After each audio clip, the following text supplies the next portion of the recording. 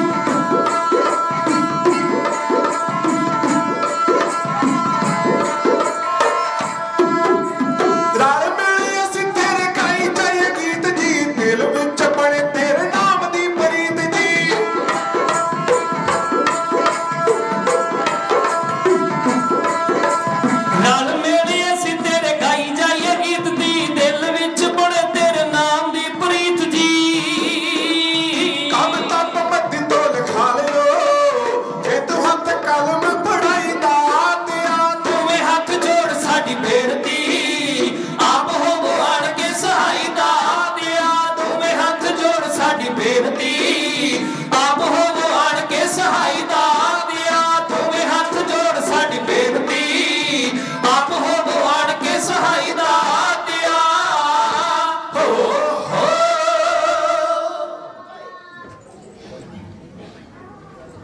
वाहिगुरू जी हजूरे अनवर मुकद्दस कायनात सर्व कला भरपूर जहरा जहूर नाम बाणी के बोहित धन श्री गुरु ग्रंथ साहिब महाराज सच्चे पातशाह जी की पावन पवित्र निੱਘੀ गोद विच जुड़ बैठे गुरमुख प्यारिओ गुरु सवारिओ साहिब सच्चे पातशाह महाराज कलगियां वाले पातशाह जी का प्रकाश दिहाड़ा मनाउंदियां होया परसों के रोज तो पावन ते इलाही गुरबाणी के श्री अखंड जाप प्रारंभ होए सन। सच्चे पातशाह महाराज ने बेअंत बख्शिशां कीतियां सतगुरु जी की पवित्र गुरबाणी के भोग पए ने सतगुरां दे पावन चरणां विच भोगां दीयां अरदासां होईयां ते महाराज सतगुरु जी ने पावन हुक्मनामे की दात बख्शिश कीती है। साहिब सच्चे पातशाह जी रहमत करे कुछ घड़ियां वास्ते कलगियां वाले पातशाह महाराज जी की सिफत के नाल सांझ पाउण वास्ते सतगुरु गुरु गोबिंद सिंह महाराज सच्चे पातशाह जी का प्रकाश दिहाड़ा मनाउंदे होया सतगुरु जी के पावन चरणां में जुड़ बैठे हो। कोई रसना वांझी ना होवे जिस पातशाह जी का प्रकाश दिहाड़ा मना रहे हैं ओदी बख्शिश कीती हुई फतेह का उच्चारण करन तो दातार सतगुरु के पावन चरणां विच अपणियां हाजरियां लगवाना करिए तो दोवें हथ जोड़ के बड़े अदब ते सत्कार दे नाल आखो जी वाहिगुरू जी का खालसा वाहिगुरू जी की फतेह। सचमुच सो मर्द अगंबड़ी का जिहदा तुसीं प्रकाश दिहाड़ा मना रहे हो जिस कलगियां वाले पातशाह महाराज नूं याद कर रहे हो सचमुच जे संसार ते ना आउंदे ते साडे इस संसार की जां कह लो हिंदुस्तान की तस्वीर कुछ होर ही बन जानी सी। जोगी जी लिखते हैं ना कहूं अब की ना कहूं तब की बात कहूं मैं जब की अगर ना होते गुरु गोबिंद सिंह तो सुन्नत होती सबकी। सचमुच कलगियां वाले पातशाह महाराज ने इस संसार ते आके जीना सिखाया ते कला जीना ही नहीं मर के जीना सिखाया। जिउण की गल तां हरेक रहबर करता हरेक मनुख करता है पर मर के जिउण की इजाजत कलगियां वाले पातशाह महाराज ने सिखाई जी। ते सतगुरु महाराज सच्चे पातशाह दुनिया के इकलौते अजिहे रहबर होए ने जिन्हां ने अपने आउण बारे भी अपनी कथा का बयान करदियां होए बचित्र नाटक दे विच लिखिया। महाराज सच्चे पातशाह कहते अब मैं अपनी कथा बखानो तप साधत जे विद मुहयानो हेमकुंड पर्वत है जहां सप्त श्रृंग तय सप्त श्रृंग शोभित है तहां सप्त श्रृंग ते नाम कहावा पंड राज जो कमावा तह मादक तपस्या साधी महाकाल काल का आराधी। सतगुरु कहते हो हेमकुंड ते पर्वत ते बैठ के लंबे समय तक असीं उस काल दे काल दी महाकाल दी आराधना कीती है पाओ उस परवरदिगार परमात्मा दी जिहड़ा काल तो रहत ओदी आराधना कीती है।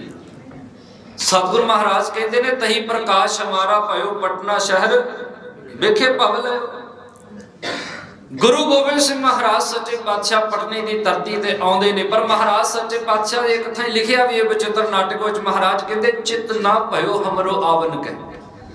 सतगुरु कहते उस मालिक ने मेरी ड्यूटी जरूर लाई है संसार ते जाओ पर मेरा संसार ते जाने का दिल नहीं सी करता मेरा नहीं सी चित करता मैं बंदगी कर रहा अपने आप नूं उस परमात्मा दे नालों सुरत नूं तोड़ के बंदगी छड्ड के ते संसार ते जावां।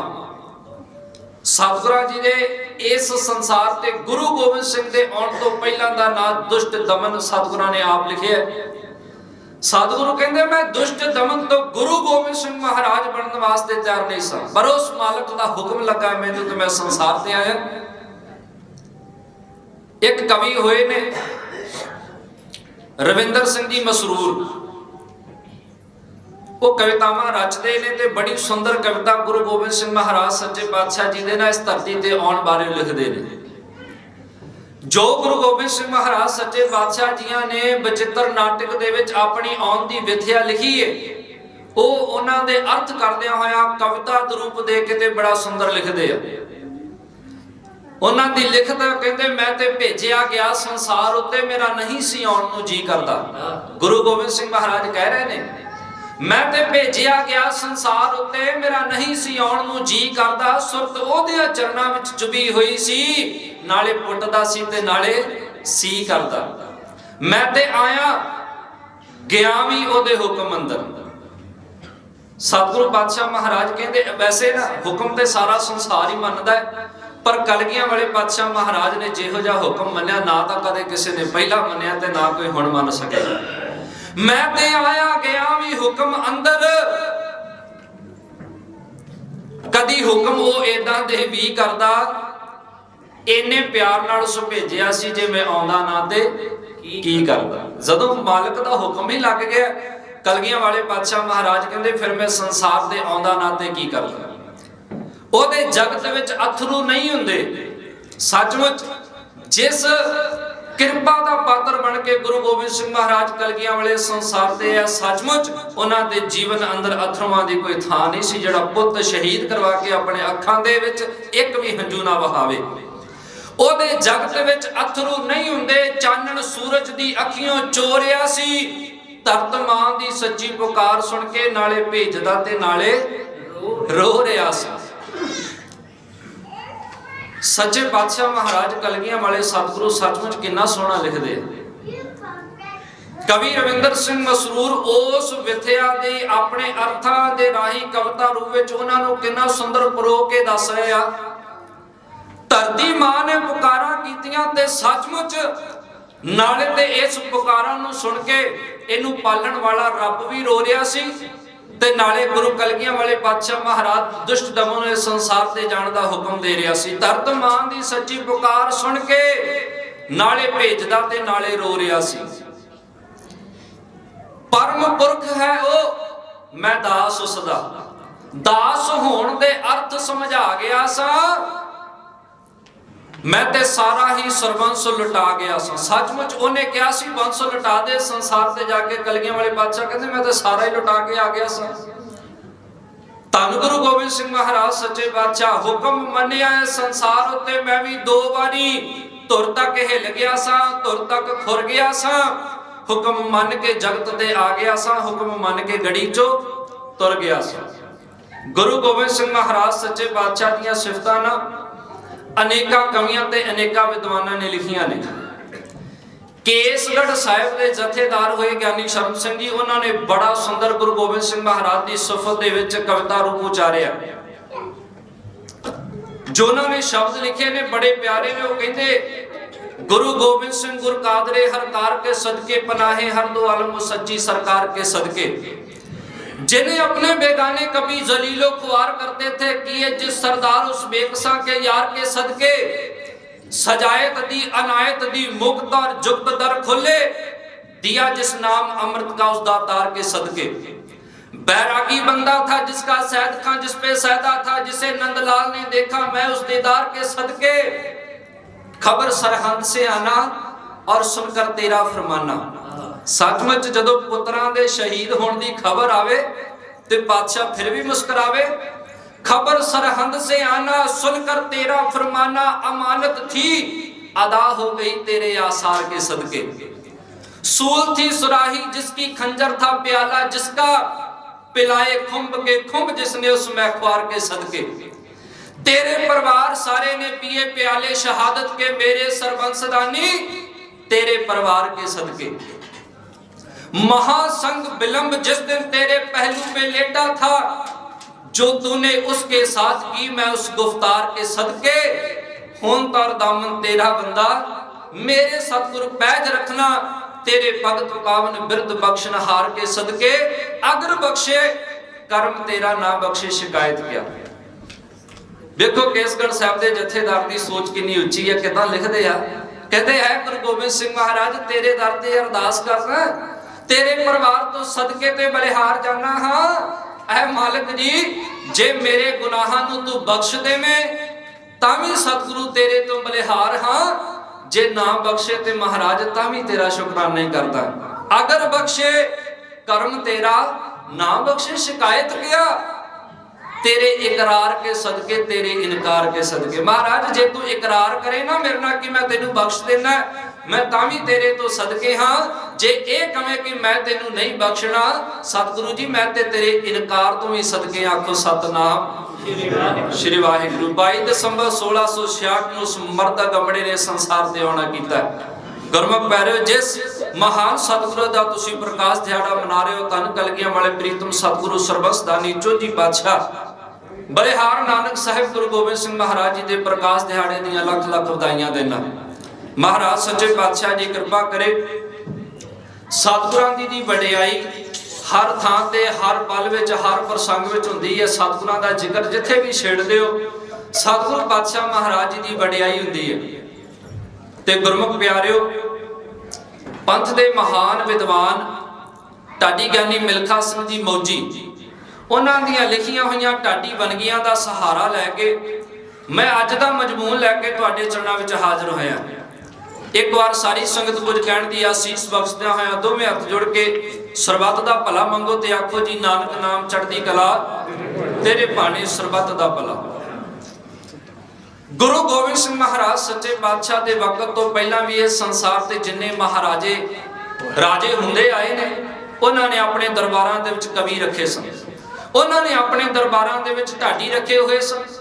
उन्हां दे कोलों अपने राज दरबार दीयां सिफतां सुन के, कवितावां सुन के ते उन्हां नूं इनाम दे दिया करदे सन। गुरु गोबिंद सिंह महाराज सच्चे पातशाह ने भी अपने दरबार विच 52 कवि रखे, पर उन्हां राजियां वांग नहीं। सचमुच कलगियां वाले पातशाह महाराज ने अपने दिलों उन्हां कवियां दा रज के सत्कार कीता, उन्हां कवियां नूं रज के मान सम्मान दिता।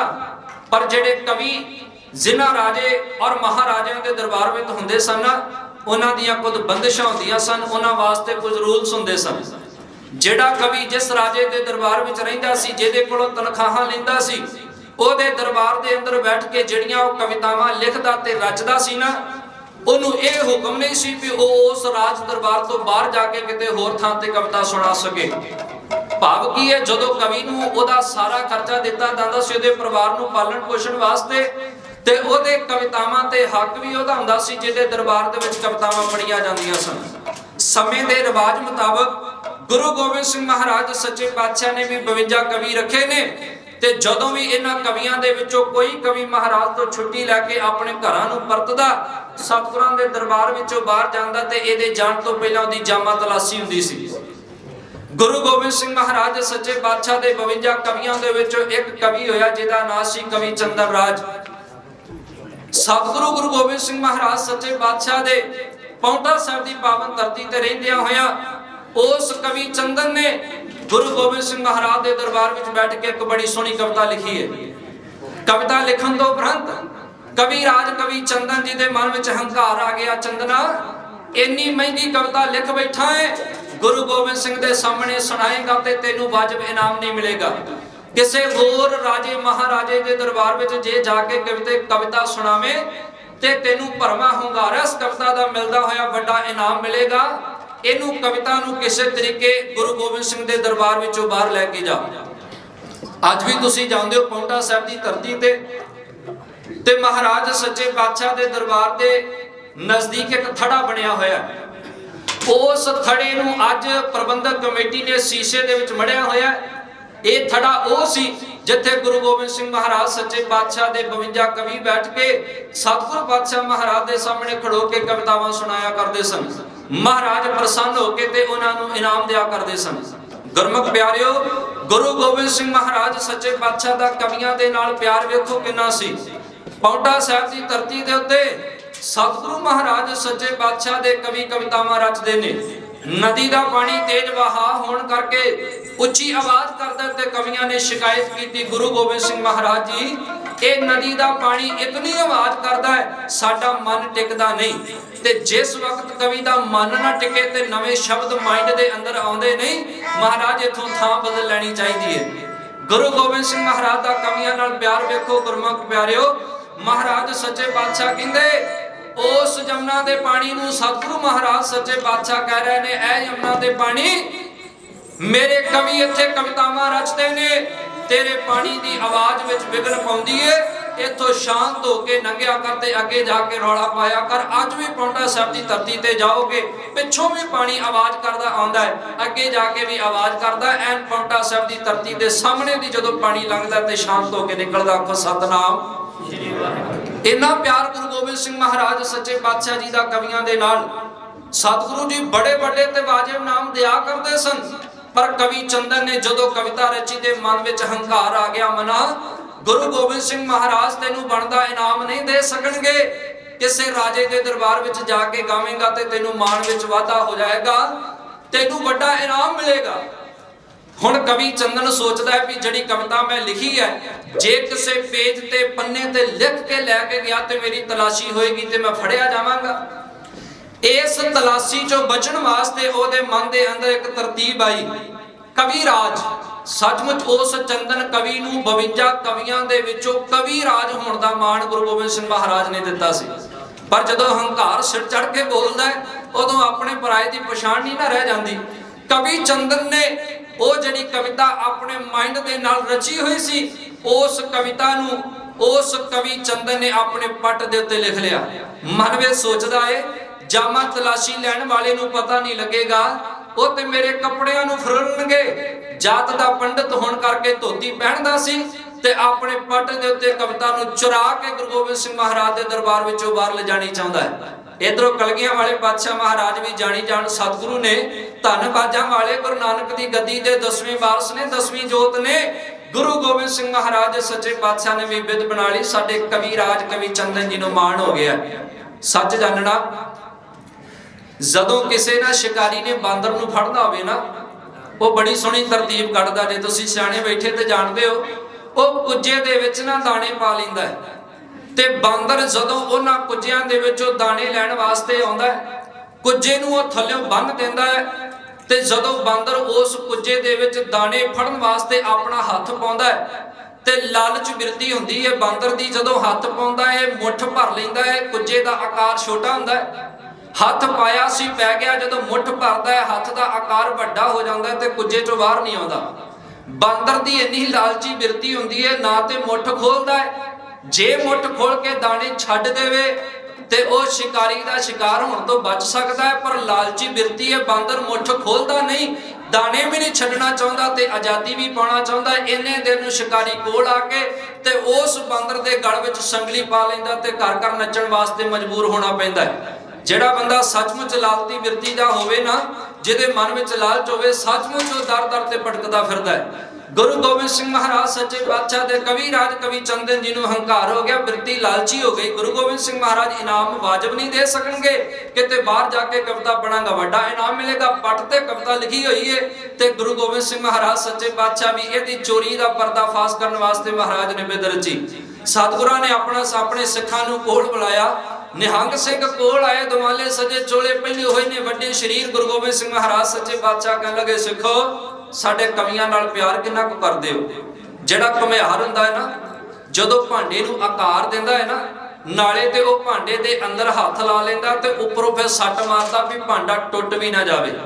ਗੁਰੂ ਗੋਬਿੰਦ ਸਿੰਘ ਮਹਾਰਾਜ ਕਹਿੰਦੇ ਸਾਡਾ ਕਵੀ ਰਾਜ ਕਵੀ ਚੰਦਨ ਬੜਾ ਵਿਦਵਾਨ ਹੈ, ਇਹਦਾ ਹੰਕਾਰ ਵੀ ਤੋੜਨਾ ਹੈ ਪਰ ਟੁੱਟ ਵੀ ਦਿਲੋਂ ਨਾ ਜਾਵੇ। ਗੁਰੂ ਗੋਬਿੰਦ ਸਿੰਘ ਮਹਾਰਾਜ ਆਪਣੇ ਸਿੱਖਾਂ ਨੂੰ ਕਹਿੰਦੇ, ਸਿੰਘਾਂ ਨੂੰ ਕਹਿੰਦੇ, ਸਿੰਘੋ ਮੇਰੇ ਕਵੀਆਂ ਨਾਲ ਕਿੰਨਾ ਕੁ ਪਿਆਰ ਕਰਦੇ ਹੋ। ਗੁਰੂ ਗੋਬਿੰਦ ਸਿੰਘ ਮਹਾਰਾਜ ਦੇ ਸਾਹਮਣੇ ਖੜੇ ਸਿੰਘ ਕਹਿੰਦੇ, ਮਹਾਰਾਜ ਅਥਾਹ ਪਿਆਰ ਕਰਦੇ ਆ, ਕੋਈ ਸ਼ੱਕ ਹੈ। ਗੁਰੂ ਗੋਬਿੰਦ ਸਿੰਘ ਮਹਾਰਾਜ ਸੱਚੇ ਪਾਤਸ਼ਾਹ ਕਹਿੰਦੇ ਅੱਜ ਤੁਸੀਂ ਕਵੀਆਂ ਦੀ ਸੇਵਾ ਕਰਨੀ ਹੈ। ਮਹਾਰਾਜ ਜਿਵੇਂ ਹੁਕਮ ਹੋਵੇ, ਪਰ ਇਹ ਦੱਸੋ ਸੇਵਾ ਵੀ ਦੋ ਤਰੀਕਿਆਂ ਦੀ ਸਿੰਘਾਂ ਦੀ ਹੁੰਦੀ, ਕਿਹੜੀ ਕਰਨੀ ਹੈ। ਗੁਰੂ ਗੋਬਿੰਦ ਸਿੰਘ ਮਹਾਰਾਜ ਕਹਿੰਦੇ ਦੂਜੇ ਪਾਸੇ ਨਾ ਤੁਰੋ, ਇਹਨਾਂ ਕਵੀਆਂ ਨੇ ਕਵਿਤਾਵਾਂ ਰਚ ਰਚ ਕੇ ਇਹਨਾਂ ਦੇ ਸਿਰ ਵਿੱਚ ਖੁਸ਼ਕੀ ਪੈ ਚੁੱਕੀ ਹੈ। ਮੇਰਾ ਮਨ ਕਰਦਾ ਅੱਜ ਕਵੀਆਂ ਦੇ ਤੁਸੀਂ ਸਾਰੇ ਸਿੱਖ ਰਲ ਕੇ ਤੇ ਦਹੀਂ ਦੇ ਨਾਲ ਉਹਨਾਂ ਦੇ ਕੇਸ ਧੋ ਕੇ ਤੇ ਮੇਰਾ ਚਿੱਤ ਕਰਦਾ ਉਹਨਾਂ ਦਾ ਇਸ਼ਨਾਨ ਤੁਸੀਂ ਆਪ ਮਲ ਮਲ ਕੇ ਕਰਵਾਓ। ਗੁਰੂ ਗੋਬਿੰਦ ਸਿੰਘ ਮਹਾਰਾਜ ਸੱਚੇ ਪਾਤਸ਼ਾਹ ਨੇ ਸਿੰਘਾਂ ਨੂੰ ਹਦਾਇਤ ਦਿੱਤੀ ਹੈ, ਸਿੱਖ ਉਹਨਾਂ ਕਵੀਆਂ ਦਾ ਇਸ਼ਨਾਨ ਕਰਾਉਣ ਵਾਸਤੇ ਤਿਆਰ ਹੋਏ। गुरु गोबिंद सिंह महाराज सच्चे बादशाह दे वचन पालन लगे ने। कवि राज कवि चंदन ने पट ते लिखिया होया सवैया जदों उस वेले इशनान होएगा ते बाज उतरेगा। इधरों गुरु गोबिंद सिंह महाराज सच्चे बादशाह कवि राज कवि चंदन दा मान तोड़न वास्ते सिखां नूं कह रहे ने जाओ इन्हां कवियां दा इशनान है इउं करो।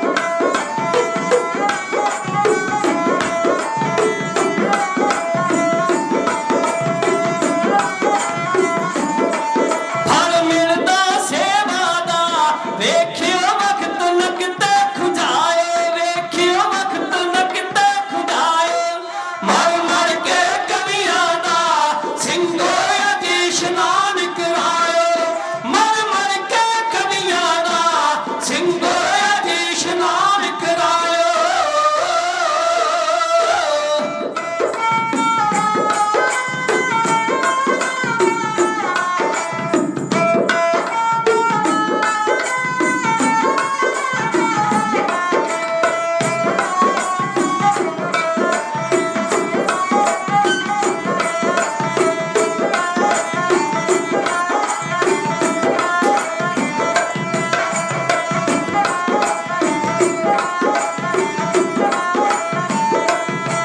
ਇਤਿਹਾਸ ਵਡੇਰਿਆਂ ਦਾ ਇਹਨੇ ਸਦਾ ਜਿਉਂਦਾ ਰੱਖਦੇ ਕੀ ਕੀਤਾ ਵੱਡਿਆਂ ਨੇ ਕਵਿਤਾ ਲਿਖ ਸੰਗਤ ਨੂੰ ਦੱਸਦੇ ਕੀ ਕੀਤਾ ਵੱਡਿਆਂ ਨੇ ਕਵਿਤਾ ਲਿਖ ਸੰਗਤ ਨੂੰ ਦੱਸਦੇ।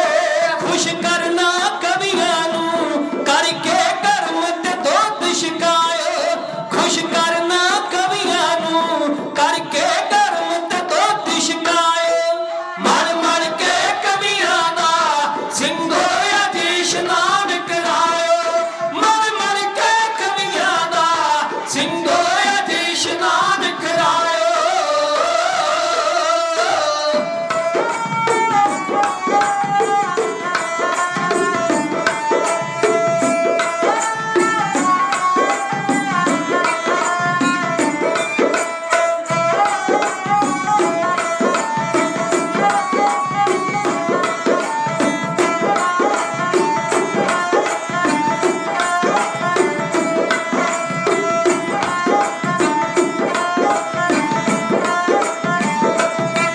ਸਿੱਖ ਕੌਮ ਦੇ ਹੀਰੇ ਨੇ ਚਾਹੀਏ ਕਦਰੇ ਨਾ ਦੀ ਪਾਉਣੀ ਹਰ ਦਿਲ ਮੋਦੀ ਏ ਸੰਧੂ ਗਿਲ ਬਸਰੇ ਦੀ ਕਹਾਣੀ ਹਰ ਦਿਲ ਨੂੰ ਮੋਦੀ ਏ ਸੰਧੂ ਗਿਲ ਬਸਰੇ ਦੀ ਕਹਾਣੀ। ਗੱਲ ਮੰਨ ਲਾ ਮੋਦੀ ਦੀ ਗੱਲ ਮੰਨ ਲਾ ਮੋਦੀ ਦੀ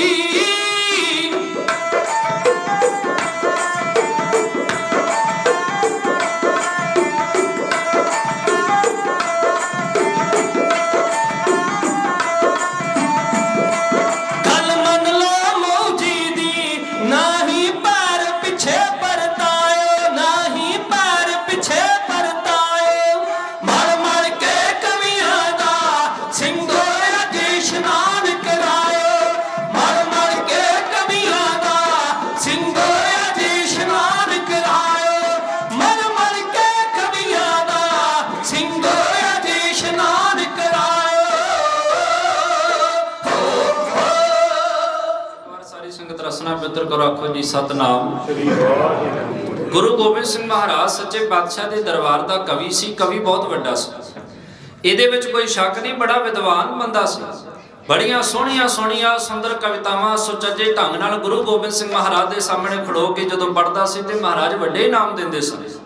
ਪਰ ਜਦੋਂ ਬੰਦੇ ਦੇ ਮਨ ਵਿੱਚ ਹੰਕਾਰ ਆ ਜਾਵੇ, ਕਲਗੀ ਵਾਲੇ ਪਾਤਸ਼ਾਹ ਮਹਾਰਾਜ ਨੇ ਤੇ ਵੈਸੇ ਹੀ ਕਵੀਆਂ ਦਾ ਬਹੁਤ ਵੱਡਾ ਸਤਿਕਾਰ ਕੀਤਾ ਹੈ।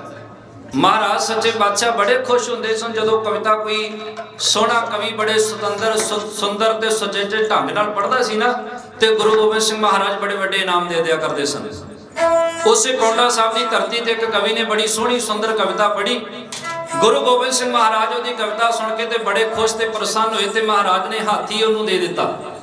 ਇਨਾਮ ਵਜੋਂ ਮਹਾਰਾਜ ਨੇ ਹਾਥੀ ਦੇ ਦਿੱਤਾ। ਜਿਵੇਂ ਅੱਜ ਦੇ ਜ਼ਮਾਨੇ ਵਿੱਚ ਕਹਿ ਦੋ ਕਿ ਬਹੁਤ ਮਹਿੰਗੀ ਗੱਡੀ ਕਿਸੇ ਨੂੰ ਦੇ ਦਿੱਤੀ ਜਾਵੇ, ਤੇ ਜਦੋਂ ਉਸ ਕਵੀ ਨੂੰ ਹਾਥੀ ਮਿਲਿਆ ਫਿਰ ਵੀ ਸਿਰ ਨੀਵਾ ਕਰਕੇ ਨਮੋਸ਼ੀ ਦੇ ਵਿੱਚ ਬੈਠਾ ਹੋਇਆ। ਗੁਰੂ ਗੋਬਿੰਦ ਸਿੰਘ ਮਹਾਰਾਜ ਕਹਿੰਦੇ ਕੀ ਗੱਲ ਹੈ, ਖੁਸ਼ ਨਹੀਂ ਹੋਇਆ?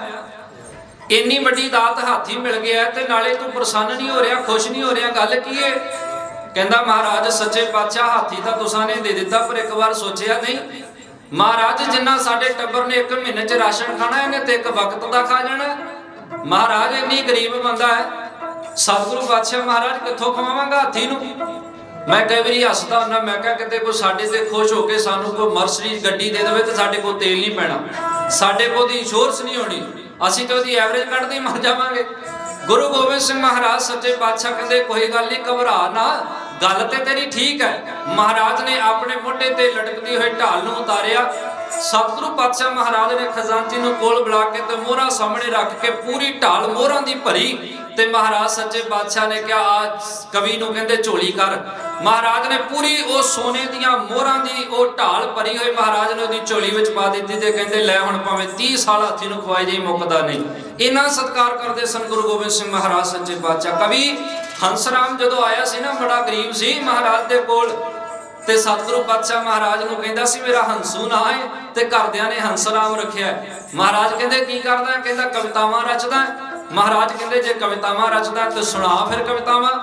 ਜਦੋਂ ਉਹਨੇ ਅਨੰਦਪੁਰ ਸਾਹਿਬ ਦੀ ਪਾਵਨ ਧਰਤੀ ਤੇ ਮਹਾਰਾਜ ਨੂੰ ਕਵਿਤਾ ਸੁਣਾਈਆਂ, ਮਹਾਰਾਜ ਬੜੇ ਪ੍ਰਸੰਨ ਹੋਏ ਤੇ ਖਜ਼ਾਨਚੀ ਨੂੰ ਆਵਾਜ਼ ਮਾਰ ਕੇ ਕਹਿੰਦੇ ਆ ਕਿੰਨਾ ਕੁ ਧਨ ਪਿਆ ਹੈ, ਕਿੰਨੀ ਕਮਾਇਆ ਪਈ ਆਪਣੇ ਖਜ਼ਾਨੇ ਦੇ ਵਿੱਚ।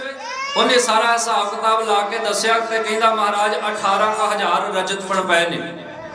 ਉਸ ਵੇਲੇ ਦੀ ਜਿਹੜੀ ਕਰੰਸੀ ਸੀ ਨਾ ਉਹਨੂੰ ਰਜਤਪਣ ਕਹਿੰਦੇ ਸਨ। ਡਾਲਰ ਹੈ ਜਿਵੇਂ ਪੈਸੇ ਨੇ, ਪੌਂਡ ਨੇ, ਇਦਾਂ ਉਸ ਵੇਲੇ ਦੀ ਕਰੰਸੀ ਨੂੰ ਰਜਤਪਣ ਕਹਿੰਦੇ ਸਨ। ਮਹਾਰਾਜ 18,000 ਰਜਤਪਣ ਪਏ ਨੇ। ਸਤਿਗੁਰੂ ਪਾਤਸ਼ਾਹ ਮਹਾਰਾਜ ਕਹਿੰਦੇ ਸਾਰੀ ਇਸ ਭਾਈ ਕਵੀ ਹੰਸਰਾਮ ਨੂੰ ਦੇ ਦਿਓ, ਆਖੋ ਸਤਨਾਮ। ਇੰਨਾ ਸਤਿਕਾਰ ਮਹਾਰਾਜ ਕਵੀਆਂ ਦਾ ਕਰਦੇ। ਪਰ ਕਵੀ ਰਾਜ ਕਵੀ ਚੰਦਨ ਜੀ ਦੇ ਮਨ ਵਿੱਚ ਹੰਕਾਰ ਆ ਗਿਆ।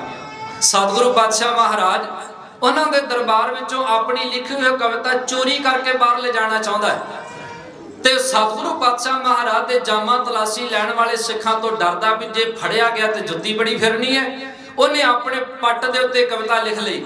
ਪੱਟ ਦੀ ਤਲਾਸ਼ੀ ਕੌਣ ਲਏਗਾ? ਕਾਗਜ਼ ਪੱਤਰ ਵੇਖਣਗੇ ਮੇਰੇ ਕੋਲ ਕੋਈ ਹੋਏਗਾ ਨਹੀਂ, ਬਾਹਰ ਜਾ ਕੇ ਇਹਨੂੰ ਫਿਰ ਮੈਂ ਕਾਗਜ਼ ਦੇ ਉੱਤੇ ਲਿਖ ਕੇ ਤੇ ਕਿਸੇ ਰਾਜੇ ਦੇ ਦਰਬਾਰ ਵਿੱਚ ਗਾ ਕੇ ਤੇ ਵੱਡਾ ਤੇ ਵਾਜਬ ਇਨਾਮ ਲਿਆਂਗਾ। ਇਧਰੋਂ ਜਾਣੀ ਜਾਣ ਸਤਿਗੁਰੂ ਗੁਰੂ ਗੋਬਿੰਦ ਸਿੰਘ ਮਹਾਰਾਜ ਸੱਚੇ ਪਾਤਸ਼ਾਹ ਨੇ ਵਿਉਂਤ ਕੱਢੀ। ਸਿੱਖਾਂ ਨੂੰ ਕੋਲ ਬੁਲਾ ਕੇ ਕਹਿੰਦੇ ਇਹਨਾਂ ਕਵੀਆਂ ਦੀ ਸੇਵਾ ਕਰਨੀ ਹੈ। ਮਹਾਰਾਜ ਕਿਹੜੀ ਸੇਵਾ ਕਰਨੀ ਹੈ? ਸਤਿਗੁਰੂ ਪਾਤਸ਼ਾਹ ਮਹਾਰਾਜ ਕਹਿੰਦੇ ਸਾਡੇ ਕਵੀ ਕਵਿਤਾਵਾਂ ਰਚਦੇ ਨੇ, ਇਹਨਾਂ ਦੇ ਦਿਮਾਗ ਦਾ ਜ਼ੋਰ ਬੜਾ ਲੱਗਦਾ ਹੈ, ਖੁਸ਼ਕੀ ਪੈ ਜਾਂਦੀ ਏ, ਸਿਕਰੀ ਪੈ ਜਾਂਦੀ ਏ, ਦਹੀਂ ਦੇ ਨਾਲ ਇਸ਼ਨਾਨ ਕਰੋ, ਦੇਸੀ ਘਿਓ ਇਹਨਾਂ ਦੇ ਸਿਰ ਵਿੱਚ ਝੱਸੋ ਤੇ ਇਹਨਾਂ ਦੀ ਮਲ ਮਲ ਕੇ ਮਾਲਸ਼ ਕਰਵਾ ਕੇ ਤੇ ਆਪ ਇਹਨਾਂ ਦਾ ਠੰਡੇ ਜਲ ਦੇ ਨਾਲ ਦੇ ਇਸ਼ਨਾਨ ਕਰਵਾਓ। ਜਦੋਂ ਮੈਂ ਨਾ ਢਾਡੀ ਬਣਿਆ ਨਹੀਂ ਸੀ ਅਜੇ, ਤੇ ਮੈਂ ਆਪਣੇ ਉਸਤਾਦ ਨੂੰ ਪੁੱਛਿਆ, ਮੈਂ ਕਿਹਾ ਤੁਸੀਂ ਇੰਨਾ ਬੋਲ ਕਿੱਦਾਂ ਲੈਂਦੇ ਆ ਵੀ ਤੁਹਾਨੂੰ ਇੰਨਾ ਕੁਝ ਯਾਦ ਕਿੱਦਾਂ ਰਹਿੰਦਾ? ਤੇ ਉਹਨਾਂ ਨੇ ਨਾ ਆਪਣੀ ਦਸਤਾਰ ਲਾ ਕੇ ਤੇ ਆਪਣੇ ਕੇਸ ਵਿਖਾਏ, ਕਹਿੰਦਾ ਵੇਖ ਲਾ ਸਿਕਰੀ ਨਾ ਭਰਿਆ, ਐਵੇਂ ਨਹੀਂ ਬੋਲਦਾ। ਤੇ ਜਿਸ ਤਰ੍ਹਾਂ ਤੁਸੀਂ ਰੋਜ਼-ਰੋਜ਼ ਮੇਰੇ ਤੋਂ ਨਵਾਂ ਪ੍ਰਸੰਗ ਸੁਣਦੇ ਹੋ, ਕੇਸ਼ੀ ਇਸ਼ਨਾਨ ਮੈਨੂੰ ਵੀ ਤੀਜੇ ਦਿਨ ਕਰਨਾ ਪੈ ਰਿਹਾ। ਤੇ ਮਹਾਰਾਜ ਸੱਚੇ ਪਾਤਸ਼ਾਹ ਰਹਿਮਤ ਕਰੇ, ਕਵੀ ਰਾਜ ਕਵੀ ਚੰਦਨ ਦੇ ਮਨ ਦਾ ਜਿਹੜਾ ਡਰ ਸੀ ਹੋਰ ਸਤਾਉਣ ਲੱਗ ਪਿਆ। ਗੁਰੂ ਗੋਬਿੰਦ ਸਿੰਘ ਮਹਾਰਾਜ ਸੱਚੇ ਪਾਤਸ਼ਾਹ ਨੇ ਸੁਨੇਹਾ ਲਾ ਦਿੱਤਾ ਕਿ ਸਾਰੇ ਕਵੀਆਂ ਨੂੰ ਇਕੱਠਿਆਂ ਕਰੋ ਤੇ ਇਹਨਾਂ ਦਾ ਇਸ਼ਨਾਨ ਕਰਵਾਉਣਾ। ਹੁਣ ਪੱਟ ਤੇ ਲਿਖਿਆ ਸਵਈਆ ਕਿਵੇਂ ਬਾਹਰ ਲੈ ਕੇ ਜਾ ਸਕਦਾ ਸੀ? ਗੁਰੂ ਗੋਬਿੰਦ ਸਿੰਘ ਮਹਾਰਾਜ ਜੀ ਦੇ ਸਿੰਘ ਆਏ ਨੇ, ਸਾਰੇ ਕਵੀਆਂ ਨੂੰ ਇਕੱਠਾ ਕਰਕੇ ਇੱਕ ਇੱਕ ਕਰਕੇ ਤੇ ਦਰਬਾਰ ਚੋਂ ਬਾਹਰ ਖੜ ਕੇ ਖੁੱਲੇ ਅਸਥਾਨ ਦੇ ਵਿੱਚ ਨਾਲੇ ਉਹਨਾਂ ਦੀ ਮਾਲਸ਼ ਕਰ ਰਹੇ ਨੇ, ਸਿਰ ਵਿੱਚ ਘਿਓ ਝੱਸਿਆ ਜਾ ਰਿਹਾ। ਵੱਡੇ ਵੱਡੇ ਸਰੀਰਾਂ ਵਾਲੇ ਨਿਹੰਗ ਸਿੰਘ ਉਹਨਾਂ ਦੀ ਮਾਲਸ਼ ਕਰ ਰਹੇ ਸਨ। ਬੜਾ ਆਨੰਦ ਆ ਰਿਹਾ ਸੀ। ਜਿਨ੍ਹਾਂ ਨੇ ਚੋਰੀ ਕੀਤੀ ਨਹੀਂ ਉਹ ਤੇ ਇਸ ਸੇਵਾ ਦਾ ਆਨੰਦ ਲੈ ਰਹੇ ਸਨ। ਪਰ ਕਵੀ ਰਾਜ ਕਵੀ ਚੰਦਨ ਅੰਦਰ ਬੈਠਾ ਆਪਣੇ ਮਨ ਹੀ ਮਨ ਡਰਦਾ ਹੋਇਆ ਤੇ ਆਪਣੇ ਮਨ ਨਾਲ ਸਲਾਹਾਂ ਕਰਦਾ ਵੀ ਕਰਾਂ ਕੀ ਤੇ ਬਚਾਂ ਕਿਵੇਂ। ਗੁਰੂ ਗੋਬਿੰਦ ਸਿੰਘ ਮਹਾਰਾਜ ਜੀ ਦੇ ਉਹਨਾਂ ਦਾ ਹੁਕਮ ਹੈ ਸਿੱਖਾਂ ਨੂੰ ਕਿ ਸਾਰੇ ਕਵੀਆਂ ਦਾ ਇਸ਼ਨਾਨ ਕਰੋ ਨਾ। ਜਦੋਂ ਇੱਕ ਇੱਕ ਕਰਦਿਆਂ ਹੋਇਆ ਕਵੀ ਰਾਜ ਕਵੀ ਚੰਦਨ ਦੀ ਵਾਰੀ ਆਈ ਨਾ, ਸਾਰਿਆਂ ਤੋਂ ਬਾਅਦ ਉੱਠਿਆ। ਸਾਰੇ ਕਵੀਆਂ ਨੇ ਇਸ਼ਨਾਨ ਕਰ ਲਿਆ ਤੇ ਕਵੀ ਰਾਜ ਕਵੀ ਚੰਦਨ ਦੀ ਵਾਰੀ ਆਈ, ਸਾਰਿਆਂ ਤੋਂ ਬਾਅਦ ਉੱਠਿਆ, ਹੱਥ ਜੋੜ ਕੇ ਆਖਣ ਲੱਗਾ ਸਿੱਖੋ ਤੁਹਾਡੀ ਸੇਵਾ ਤੋਂ ਬਲਿਹਾਰ ਜਾਣਾ ਮੈਂ, ਪਰ ਮੈਂ ਅੱਜ ਇਸ਼ਨਾਨ ਨਹੀਂ ਕਰ ਸਕਦਾ। ਕਹਿੰਦੇ ਕੀ ਹੋਇਆ? ਕਹਿੰਦੇ ਮੈਨੂੰ ਬੁਖਾਰ ਹੈ, ਤਾਪ ਚੜਿਆ, ਜੇ ਇਸ਼ਨਾਨ ਕਰ ਲਿਆ ਤੇ ਹੋਰ ਵੱਧ ਜਾਏਗਾ। ਗੁਰੂ ਗੋਬਿੰਦ ਸਿੰਘ ਮਹਾਰਾਜ ਸੱਚੇ ਪਾਤਸ਼ਾਹ ਦੇ ਕੋਲ ਸਿੱਖ ਚਲੇ ਗਏ। ਮਹਾਰਾਜ ਕਹਿੰਦੇ ਸਾਰੇ ਕਵੀਆਂ ਦੀ ਸੇਵਾ ਕਰ ਛੱਡੀਏ। ਮਹਾਰਾਜ ਸੱਚੇ ਪਾਤਸ਼ਾਹ ਸਾਰਿਆਂ ਦੀ ਸੇਵਾ ਕਰ ਦਿੱਤੀ ਪਰ ਇੱਕ ਰਹਿ ਗਿਆ। ਮਹਾਰਾਜ ਸਤਿਗੁਰੂ ਜੀ ਪੁੱਛਦੇ ਕਿਹੜਾ ਰਹਿ ਗਿਆ? ਮਹਾਰਾਜ ਉਹ ਕਵੀ ਰਾਜ ਕਵੀ ਚੰਦਨ ਜੀ ਰਹਿ ਗਏ ਨੇ। ਕਿਉਂ? ਉਹ ਕਹਿੰਦੇ ਨੇ ਮੈਨੂੰ ਬੁਖਾਰ ਹੈ, ਮੈਨੂੰ ਤਾਪ ਹੈ ਤੇ ਜੇ ਮੈਂ ਨਹਾ ਲਿਆ ਇਸ਼ਨਾਨ ਕਰ ਲਿਆ ਤੇ ਹੋਰ ਚੜ ਜਾਏਗਾ। ਮਹਾਰਾਜ ਸੱਚੇ ਪਾਤਸ਼ਾਹ ਕਹਿੰਦੇ ਹਾਂ ਬੁਖਾਰ ਤੇ ਉਹਨੂੰ ਹੈਗਾ, ਉਸੇ ਬੁਖਾਰ ਨੂੰ ਤੇ ਲਾਉਣ ਵਾਸਤੇ ਇਸ਼ਨਾਨ ਕਰਵਾਉਣਾ ਸੀ। ਮਹਾਰਾਜ ਸੱਚੇ ਪਾਤਸ਼ਾਹ ਕਹਿੰਦੇ ਜਾਓ ਬੁਲਾ ਕੇ ਲਿਆਓ। ਕਵੀ ਰਾਜ ਕਵੀ ਚੰਦਨ ਜੀ ਕੋਲ ਆਏ। ਸਤਿਗੁਰੂ ਮਹਾਰਾਜ ਸੱਚੇ ਪਾਤਸ਼ਾਹ ਨੇ ਕਿਹਾ, ਕਹਿੰਦੇ ਕਵੀ ਰਾਜ ਜੀ ਬੜੀ ਮਿਹਨਤ ਕਰਦੇ ਆ ਤੁਸੀਂ, ਬੜਾ ਸੋਹਣਾ ਲਿਖਦੇ ਆ। ਸਤਿਗੁਰੂ ਪਾਤਸ਼ਾਹ ਮਹਾਰਾਜ ਕਹਿੰਦੇ ਅਸੀਂ ਤੇ ਸੋਚਿਆ ਸੀ ਤੁਹਾਡੀ ਸੇਵਾ ਕਰਾਂਗੇ ਤੇ ਤੁਸੀਂ ਪੈਰ ਪਿੱਛੇ ਨੂੰ ਖਿੱਚ ਲਏ ਨੇ। ਆ ਮੇਰੇ ਸਿੱਖ ਭੇਜੇ ਸਨ ਤੁਹਾਡੀ ਸੇਵਾ ਕਰਨ ਵਾਸਤੇ, ਤੁਸੀਂ ਕਰਵਾਈ ਨਹੀਂ। ਮਹਾਰਾਜ ਸੱਚੇ ਪਾਤਸ਼ਾਹ ਕੀ ਦੱਸਾਂ, ਸਤਿਗੁਰੂ ਜੀ ਬੁਖਾਰ ਹੀ ਬੜਾ ਚੜਦਾ ਹੈ। ਮਹਾਰਾਜ ਸੱਚੇ ਪਾਤਸ਼ਾਹ ਕਹਿੰਦੇ ਕਿਹੜਾ ਬੁਖਾਰ ਚੜਦਾ ਹੈ? ਦੋ ਤਰੀਕਿਆਂ ਦੇ ਬੁਖਾਰ ਨੇ ਸੰਸਾਰ ਵਿੱਚ, ਤੈਨੂੰ ਕਿਹੜਾ ਉਹਨਾਂ ਦੋਵਾਂ ਦੇ ਵਿੱਚੋਂ ਚੜਦਾ ਹੈ? ਮਹਾਰਾਜ ਸੱਚੇ ਪਾਤਸ਼ਾਹ ਦੇ ਅੱਗੇ ਹੱਥ ਜੋੜ ਕੇ ਕਹਿੰਦਾ ਸਤਿਗੁਰੂ ਦੋ ਹੀ ਬੁਖਾਰ, ਇੱਕ ਵਾਰੀ ਦਾ ਹੁੰਦਾ ਜਿਹੜਾ ਤੀਜੇ ਦਿਨ ਚੜ੍ਹਦਾ ਤੇ ਇੱਕ ਰੋਜ਼ ਚੜ੍ਹਦਾ। ਸੱਚਮੁੱਚ ਉਹਨਾਂ ਵੇਲਿਆਂ ਵਿੱਚ ਦੋ ਹੀ ਬੁਖਾਰ ਚੜ੍ਹਦੇ ਹੁੰਦੇ ਸਨ। ਅੱਜ ਤੇ ਬਿਮਾਰੀਆਂ ਦਾ ਪਤਾ ਹੀ ਨਹੀਂ ਲੱਗਦਾ ਵੀ ਕਿਹੜੀ ਕਿਹੜੀ ਨਵੀਂ ਤੋਂ ਨਵੀਂ ਬਿਮਾਰੀ ਆਉਂਦੀ ਹੈ। ਉਹਨਾਂ ਵੇਲਿਆਂ 'ਚ ਬੁਖਾਰ ਹੀ ਬੜੇ ਆਮ ਕਰਕੇ ਮਸ਼ਹੂਰ ਹੁੰਦੇ ਸਨ। ਗੁਰੂ ਗੋਬਿੰਦ ਸਿੰਘ ਮਹਾਰਾਜ ਦੇ ਅੱਗੇ ਖਲੋਤਾ ਕਵੀ ਰਾਜ ਕਵੀ ਚੰਦਨ ਕਹਿੰਦਾ ਮਹਾਰਾਜ ਜਿਹੜਾ ਰੋਜ਼ ਵਾਲਾ ਬੁਖਾਰ ਚੜ੍ਹਦਾ ਉਦੋਂ ਤੇ ਬਚਿਆ ਜਾ ਸਕਦਾ ਏ, ਜਿਹੜਾ ਤੀਜੇ ਦਿਨ ਚੜ੍ਹਦਾ ਨਾ ਵਾਰੀ ਨਾਲ ਮਹਾਰਾਜ ਉਹ ਤੋਂ ਬਚਣਾ ਬੜਾ ਮੁਸ਼ਕਲ ਹੈ। ਤੇ ਸਤਿਗੁਰੂ ਮੈਨੂੰ ਤੀਜੇ ਦਿਨ ਵਾਲਾ ਚੜ੍ਹਦਾ ਏ, ਪਰਸੋਂ ਚੜਿਆ ਸੀ, ਕੱਲ ਨਹੀਂ ਚੜਿਆ ਤੇ ਅੱਜ ਫੇਰ ਉਹਦੀ ਵਾਰੀ ਏ, ਤੇ ਜੇ ਮੈਂ ਨਹਾ ਲਿਆ, ਜੇ ਮੈਂ ਇਸ਼ਨਾਨ ਕਰ ਲਿਆ ਫਿਰ ਤੇ ਹੋਰ ਤੇਜ਼ ਹੋ ਜਾਏਗਾ ਤਾਂ ਮੇਰਾ ਤੇ ਬਚਣਾ ਹੀ ਮੁਸ਼ਕਲ ਹੋ ਜਾਏਗਾ। ਗੁਰੂ ਗੋਬਿੰਦ ਸਿੰਘ ਮਹਾਰਾਜ ਸੱਚੇ ਪਾਤਸ਼ਾਹ ਕਹਿੰਦੇ ਇਹ ਤੇ ਦੁਨਿਆਵੀ ਦੋ ਤਾਪ ਨੇ, ਪਰ ਕਵੀ ਰਾਜ ਕਵੀ ਚੰਦਨ ਜੀ ਤੁਹਾਨੂੰ ਇਹਨਾਂ ਦੋਵਾਂ ਵਿੱਚੋਂ ਨਹੀਂ, ਤੁਹਾਨੂੰ ਤੇ ਤੀਜਾ ਹੰਕਾਰ ਦਾ ਬੁਖਾਰ ਚੜਿਆ। ਆਖੋ ਸਤਨਾਮ। ਸੱਚਮੁੱਚ ਕੋਈ ਬੰਦਾ ਗੁਰੂ ਨਾਨਕ ਦੇ ਦਰ ਤੇ ਖਲੋ ਕੇ ਕਵੇ ਵੀ ਮੇਰੇ ਨਾਲੋਂ ਵਧੀਆ ਕੋਈ ਗਾ ਨਹੀਂ ਸਕਦਾ, ਮੇਰੇ ਨਾਲੋਂ ਵਧੀਆ ਕੋਈ ਬੋਲ ਨਹੀਂ ਸਕਦਾ, ਤੇ ਇਹ ਉਸ ਬੰਦੇ ਦੀ ਮੂਰਖਤਾ ਹੋਏਗੀ। ਗੁਰੂ ਗੋਬਿੰਦ ਸਿੰਘ ਮਹਾਰਾਜ ਸੱਚੇ ਪਾਤਸ਼ਾਹ ਕਹਿੰਦੇ ਕਵੀ ਰਾਜ ਕਵੀ ਚੰਦਨ ਜੀ ਤੁਹਾਨੂੰ ਤੇ ਤੀਜਾ ਹੰਕਾਰ ਦਾ ਬੁਖਾਰ ਚੜਿਆ। ਮਹਾਰਾਜ ਸੱਚੇ ਪਾਤਸ਼ਾਹ ਕਹਿੰਦੇ ਚੰਦਨ ਜੀ ਜਿਹੜਾ ਪੜ੍ਹ ਤੇ ਲਿਖਿਆ ਸਵਈਆ ਬੁਖਾਰ ਤੇ ਤੁਹਾਨੂੰ ਇਹਦਾ ਚੜਿਆ। ਜਦੋਂ ਸਤਿਗੁਰਾਂ ਨੇ ਇਦਾਂ ਕਿਹਾ ਇੱਕਦਮ ਹੋਸ਼ ਉੱਡ ਗਏ। ਗਰੀਬ ਨਵਾਜ ਗੁਰੂ ਗੋਬਿੰਦ ਸਿੰਘ ਮਹਾਰਾਜ ਸੱਚੇ ਪਾਤਸ਼ਾਹ ਜੀ ਨੂੰ ਕਿਵੇਂ ਪਤਾ ਲੱਗ ਗਿਆ ਕਿ ਮੈਂ ਸਵਈਆ ਪੜ੍ਹ ਤੇ ਲੈ ਕੇ ਬਾਹਰ ਲੈ ਕੇ ਜਾ ਰਿਹਾ ਸਾਂ। ਸਤਿਗੁਰੂ ਗੁਰੂ ਗੋਬਿੰਦ ਸਿੰਘ ਮਹਾਰਾਜ ਸੱਚੇ ਪਾਤਸ਼ਾਹ ਕਹਿੰਦੇ ਕਵੀ ਰਾਜ ਕਵੀ ਚੰਦਨ ਜੀ ਇਹਨਾਂ ਮਾਣ ਹੰਕਾਰ ਨਹੀਂ ਕਰੀਦਾ ਆਪਣੀਆਂ ਲਿਖੀਆਂ ਕਵਿਤਾਵਾਂ ਤੇ। ਗੁਰੂ ਨਾਨਕ ਦੇ ਦਰ ਤੇ ਬੈਠ ਕੇ ਜਦੋਂ ਗੁਰੂ ਨਾਨਕ ਦੇ ਘਰ ਦੀਆਂ ਸਿਫਤਾਂ ਕਰੀਏ ਫਿਰ ਮਾਣ ਆਪਣੇ ਦਿਲੋਂ ਕੱਢ ਦੇਣਾ ਚਾਹੀਦਾ ਹੈ। ਕਵੀ ਰਾਜ ਕਵੀ ਚੰਦਨ ਜੀ ਤੁਹਾਨੂੰ ਅਸੀਂ ਕਵੀ ਰਾਜ ਦਾ ਰੁਤਬਾ ਦਿੱਤਾ ਹੈ, ਸਾਰੇ ਕਵੀਆਂ ਦੇ ਵਿੱਚੋਂ ਸਰਬੌਰ ਕਵੀ ਮੰਨਿਆ, ਤੇ ਤੁਸੀਂ ਇਹਨਾਂ ਮਨ ਵਿੱਚ ਹੰਕਾਰ ਪਾਲ ਕੇ ਬਹਿ ਗਏ। ਕਵੀ ਰਾਜ ਕਵੀ ਚੰਦਨ ਜੀ ਇਹਨਾਂ ਹੰਕਾਰ ਨਾ ਕਰੋ। ਤੁਸੀਂ ਕਹਿੰਦੇ ਹੋ ਤੁਹਾਡੀ ਕਵਿਤਾ ਦੇ ਅਰਥ ਗੁਰੂ ਗੋਬਿੰਦ ਸਿੰਘ ਦਾ ਕੋਈ ਕਵੀ ਨਹੀਂ ਕਰ ਸਕਦਾ, ਇਹ ਗੁਰੂ ਨਾਨਕ ਦਾ ਦਰ ਹੈ। ਉਹ ਕਵੀ ਚੰਦਨਾ ਤੇਰੀ ਲਿਖੀ ਹੋਈ ਕਵਿਤਾ ਦੇ ਅਰਥ ਤੇ ਮੇਰਾ ਜਿਹੜਾ ਘੋੜਿਆਂ ਦੀ ਲਿੱਦ ਚੁੱਕਣ ਵਾਲਾ ਸਿੱਖ ਹੋਏਗਾ ਉਹ ਵੀ ਕਰ ਸਕਦਾ। ਆਖੋ ਸਤਨਾਮ। ਤੂੰ ਕਵੀਆਂ ਦੀ ਗੱਲ ਕਰਦਾ, ਗੁਰੂ ਨਾਨਕ ਦੇ ਦਰ ਤੇ ਸੇਵਾ ਕਰਨ ਵਾਲੇ, ਘੋੜਿਆਂ ਦੀ ਸੇਵਾ ਕਰਨ ਵਾਲੇ, ਲਿੱਦ ਚੁੱਕਣ ਵਾਲੇ ਵੀ ਤੇਰੀ ਕਵਿਤਾ ਦੇ ਅਰਥ ਕਰ ਸਕਦੇ ਨੇ। ਹੈਰਾਨ ਰਹਿ ਗਿਆ ਮਹਾਰਾਜ। ਠੀਕ ਹੈ ਮੈਂ ਤੁਹਾਡੇ ਦਰਬਾਰ ਵਿੱਚੋਂ ਕਵਿਤਾ ਆਪਣੀ ਲਿਖੀ ਹੋਈ ਚੋਰੀ ਕਰਕੇ ਬਾਹਰ ਲਿਜਾਣਾ ਚਾਹੁੰਦਾ ਸਾਂ, ਪਰ ਮਹਾਰਾਜ ਇੰਨੀ ਤੋਹੀਨ ਤੇ ਨਾ ਕਰੋ। ਸਤਿਗੁਰੂ ਜੀ ਇੰਨੀ ਬੇਇੱਜ਼ਤੀ ਮੇਰੀ ਨਾ ਕਰੋ। ਮੇਰੀ ਕਵਿਤਾ ਦੇ ਅਰਥ ਤੁਹਾਡਾ ਕਵੀ ਕੋਈ ਕਰ ਸਕਦਾ, ਮੈਂ ਤੇ ਮੰਨ ਜਾਵਾਂ, ਪਰ ਮਹਾਰਾਜ ਇੰਨੀ ਤੋਹੀਨ ਮੇਰੀ, ਇੰਨੀ ਬੇਇੱਜ਼ਤੀ ਮੇਰੀ। ਮਹਾਰਾਜ ਇੱਕ ਘਾਹੀ ਬੰਦਾ, ਇੱਕ ਘੋੜਿਆਂ ਦੀ ਲਿੱਦ ਚੁੱਕਣ ਵਾਲਾ ਅਨਪੜ੍ਹ ਬੰਦਾ ਕਿਵੇਂ ਅਰਥ ਕਰ ਸਕਦਾ ਹੈ?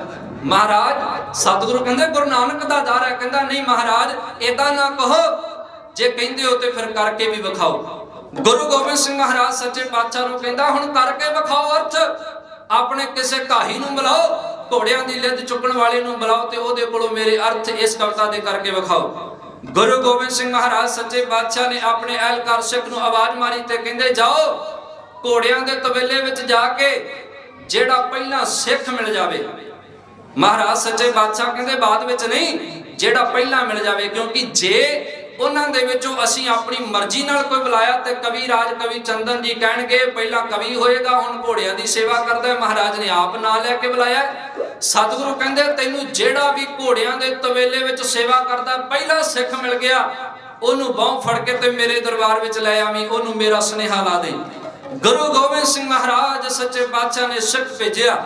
ਸੰਗਤਾਂ ਬੈਠੀਆਂ ਨੇ, ਕਵੀ ਰਾਜ ਕਵੀ ਚੰਦਨ ਬੜੇ ਮਾਣ ਤੇ ਹੰਕਾਰ ਵਿੱਚ ਆਪਣੀ ਕਵਿਤਾ ਲੈ ਕੇ ਬੈਠਾ ਹੋਇਆ।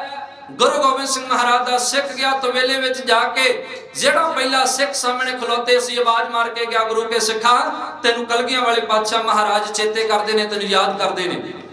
ਸਤਿਗੁਰੂ ਪਾਤਸ਼ਾਹ ਮਹਾਰਾਜ ਦਾ ਹੁਕਮ ਸੁਣਿਆ ਉਸ ਸਿੱਖ ਨੇ। ਕੌਣ ਸੀ ਉਹ ਸਿੱਖ? ਹਰੀ ਕੇ ਪੱਤਣ ਤੋਂ ਤਰਨ ਤਾਰਨ ਵਾਲੇ ਪਾਸੇ ਜਾਂਦੇ ਆ, ਮਾਝੇ ਦੀ ਧਰਤੀ ਤੇ ਪਿੰਡ ਆਉਂਦਾ ਨਸ਼ਹਿਰਾ ਪਨੂਆ। ਨਸ਼ਹਿਰੇ ਪਨੂਆਂ ਦਾ ਰਹਿਣ ਵਾਲਾ ਉਹ ਗੁਰੂ ਕਾ ਸਿੱਖ ਭਾਈ ਧੰਨਾ ਸਿੰਘ, ਘੋੜਿਆਂ ਦੀ ਲਿੱਦ ਚੁੱਕਣ ਵਾਲਾ ਘਾਹੀ ਸਿੰਘ, ਮਹਾਰਾਜ ਦੇ ਘੋੜਿਆਂ ਦੇ ਤਵੇਲੇ ਵਿੱਚ ਸੇਵਾ ਕਰ ਰਿਹਾ ਸੀ। ਸਤਿਗੁਰੂ ਪਾਤਸ਼ਾਹ ਮਹਾਰਾਜ ਦਾ ਹੁਕਮ ਸੁਣਿਆ, ਹੱਥ ਜੋੜੇ, ਦੌੜ ਕੇ ਗੁਰੂ ਗੋਬਿੰਦ ਸਿੰਘ ਮਹਾਰਾਜ ਸੱਚੇ ਪਾਤਸ਼ਾਹ ਦੇ ਨਜ਼ਦੀਕ ਆ ਕੇ ਸਰਨ ਵਾਲਿਆ ਮਹਾਰਾਜ ਮੇਰੇ ਕੋਲੋਂ ਕੋਈ ਗਲਤੀ ਹੋਈ ਹੈ, ਮੇਰੇ ਕੋਲੋਂ ਕੋਈ ਗੁਸਤਾਖੀ ਹੋਈ ਹੈ, ਮਹਾਰਾਜ ਹੱਥ ਜੋੜ ਕੇ ਮਾਫੀ ਮੰਗਦਾ ਹਾਂ। ਤੁਹਾਡਾ ਸੁਨੇਹਾ ਮਿਲਿਆ, ਮੈਂ ਤੁਹਾਡੇ ਦਰ ਆਣ ਹਾਜ਼ਰ ਹੋਇਆ ਸਤਿਗੁਰੂ ਤੁਹਾਡੇ ਚਰਨਾਂ ਵਿੱਚ। ਸਤਿਗੁਰੂ ਜੀ ਦਾ ਪਿਆਰਾ ਸਿੱਖ ਭਾਈ ਧੰਨਾ ਸਿੰਘ ਅਨਪੜ੍ਹ ਬੰਦਾ, ਘੋੜਿਆਂ ਦੀ ਲਿੱਦ ਚੁੱਕਣ ਵਾਲਾ, ਘੋੜਿਆਂ ਨੂੰ ਘਾਹ ਪੱਠਾ ਪਾਉਣ ਵਾਲਾ, ਗੁਰੂ ਗੋਬਿੰਦ ਸਿੰਘ ਮਹਾਰਾਜ ਦੇ ਸਾਹਮਣੇ ਖੜਾ ਆਪਣੀ ਨਿਮਰਤਾ ਦਾ ਸਬੂਤ ਦਿੰਦਿਆਂ ਦੋਵੇਂ ਹੱਥ ਜੋੜ ਕੇ ਮਹਾਰਾਜ ਦੇ ਚਰਨਾਂ ਵਿੱਚ ਬੇਨਤੀਆਂ ਹੈ ਇਉਂ ਕਰਦੇ।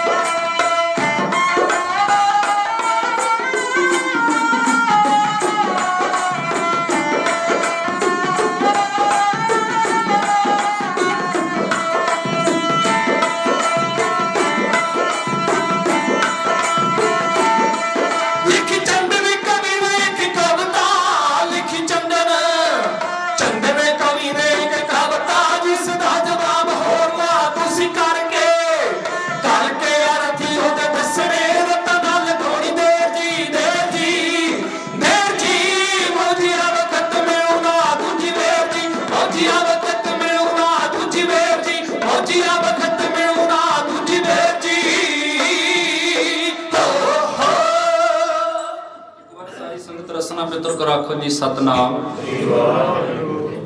ਗੁਰੂ ਗੋਬਿੰਦ ਸਿੰਘ ਮਹਾਰਾਜ ਸੱਚੇ ਪਾਤਸ਼ਾਹ ਦਾ ਸਿੱਖ ਭਾਈ ਧੰਨਾ ਸਿੰਘ ਭਾਈ ਸਾਹਿਬ ਹੁਣੇ ਦੱਸ ਕੇ ਗਏ ਨੇ, ਉਹਨਾਂ ਦੇ ਨਗਰ ਉਹਨਾਂ ਦੇ ਨਾਂ ਤੇ ਗੁਰਦੁਆਰਾ ਸਾਹਿਬ ਵੀ ਬਣਿਆ ਹੋਇਆ ਨਸ਼ਹਿਰੇ ਪਨੂਏ ਦੇ ਵਿੱਚ। ਮੈਂ ਗਿਆ ਜ਼ਰੂਰ ਸਾਂ ਪਰ ਵੇਖਿਆ ਨਹੀਂ ਸੀ, ਹੁਣ ਗਿਆ ਤੇ ਜ਼ਰੂਰ ਵੇਖ ਕੇ ਆਵਾਂਗੇ।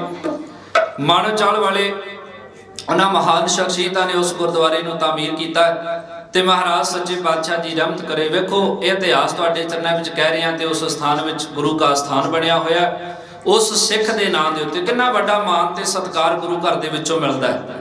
ਸਤਿਗੁਰੂ ਮਹਾਰਾਜ ਸੱਚੇ ਪਾਤਸ਼ਾਹ ਰਹਿਮਤ ਕਰੇ। ਹੁਣ ਤੱਕਿਓ ਕਵੀ ਰਾਜ ਕਵੀ ਚੰਦਨ ਜੀ ਨੇ ਕਿਹੜੀ ਕਵਿਤਾ ਰਚੀ ਹੈ ਤੇ ਭਾਈ ਧੰਨਾ ਸਿੰਘ ਦੇ ਕੋਲੋਂ ਮਹਾਰਾਜ ਨੇ ਕਿਵੇਂ ਅਰਥ ਕਰਵਾਉਣੇ ਨੇ।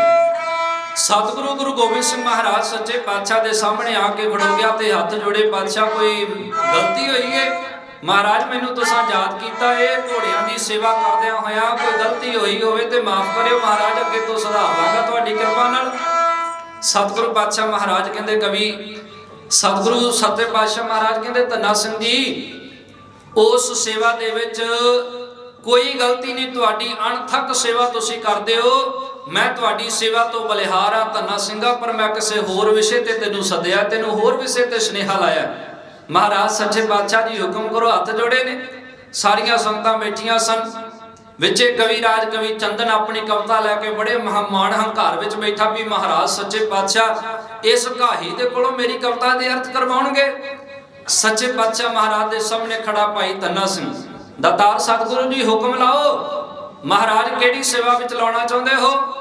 ਕਲਗੀਆਂ ਵਾਲੇ ਪਾਤਸ਼ਾਹ ਮਹਾਰਾਜ ਕਹਿੰਦੇ, ਧੰਨਾ ਸਿੰਘਾ ਸਾਡੇ ਕਵੀਆਂ ਦੇ ਵਿੱਚੋਂ ਇਸ ਸਿਰਮੌਰ ਕਵੀ ਨੂੰ ਜਾਣਦਾ, ਸਾਡੇ ਸਾਹਮਣੇ ਬੈਠੇ ਨੇ।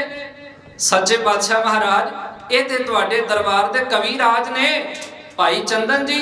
ਮਹਾਰਾਜ ਸੱਚੇ ਪਾਤਸ਼ਾਹ ਕੀ ਗੱਲ ਹੋਈ ਏ?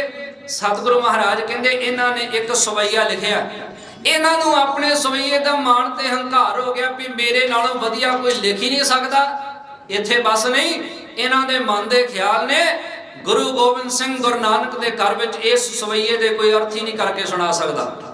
ਹੱਥ ਜੋੜੇ ਮਹਾਰਾਜ ਸੱਚੇ ਪਾਤਸ਼ਾਹ ਮੇਰੇ ਲਾਇਕ ਕੀ ਸੇਵਾ ਹੈ? ਨਾਲੇ ਸੋਚਦਾ ਜਾਂਦਾ ਵੀ ਮੈਂ ਤੇ ਘਾਹ ਘੋੜਿਆਂ ਨੂੰ ਪਾਉਣ ਵਾਲਾ, ਘੋੜਿਆਂ ਦੇ ਤਵੇਲੇ ਨੂੰ ਸਫਾਈ ਸਾਫ ਸੁਥਰਾ ਰੱਖਣ ਵਾਲਾ, ਮੈਨੂੰ ਮਹਾਰਾਜ ਕੀ ਕਹਿਣਾ ਚਾਹੁੰਦੇ ਨੇ? ਮੱਥਾ ਠਣਕਿਆ ਗੁਰੂ ਗੋਬਿੰਦ ਸਿੰਘ ਮਹਾਰਾਜ ਦੇ ਅੱਗੇ ਹੱਥ ਜੋੜੇ। ਕਲਗੀਆਂ ਵਾਲੇ ਪਾਤਸ਼ਾਹ ਮਹਾਰਾਜ ਕਹਿੰਦੇ, ਧੰਨਾ ਸਿੰਘਾ ਅਸੀਂ ਇਹਨੂੰ ਕਹਿ ਬੈਠੇ ਆਂ ਵੀ ਅਸੀਂ ਆਪਣੇ ਘੋੜਿਆਂ ਦੀ ਸੇਵਾ ਕਰਨ ਵਾਲੇ ਕਿਸੇ ਘਾਹੀ ਸਿੱਖ ਦੇ ਕੋਲ ਵੀ ਤੇਰੀ ਕਵਿਤਾ ਦੇ ਅਰਥ ਕਰਾ ਦੇਾਂਗੇ।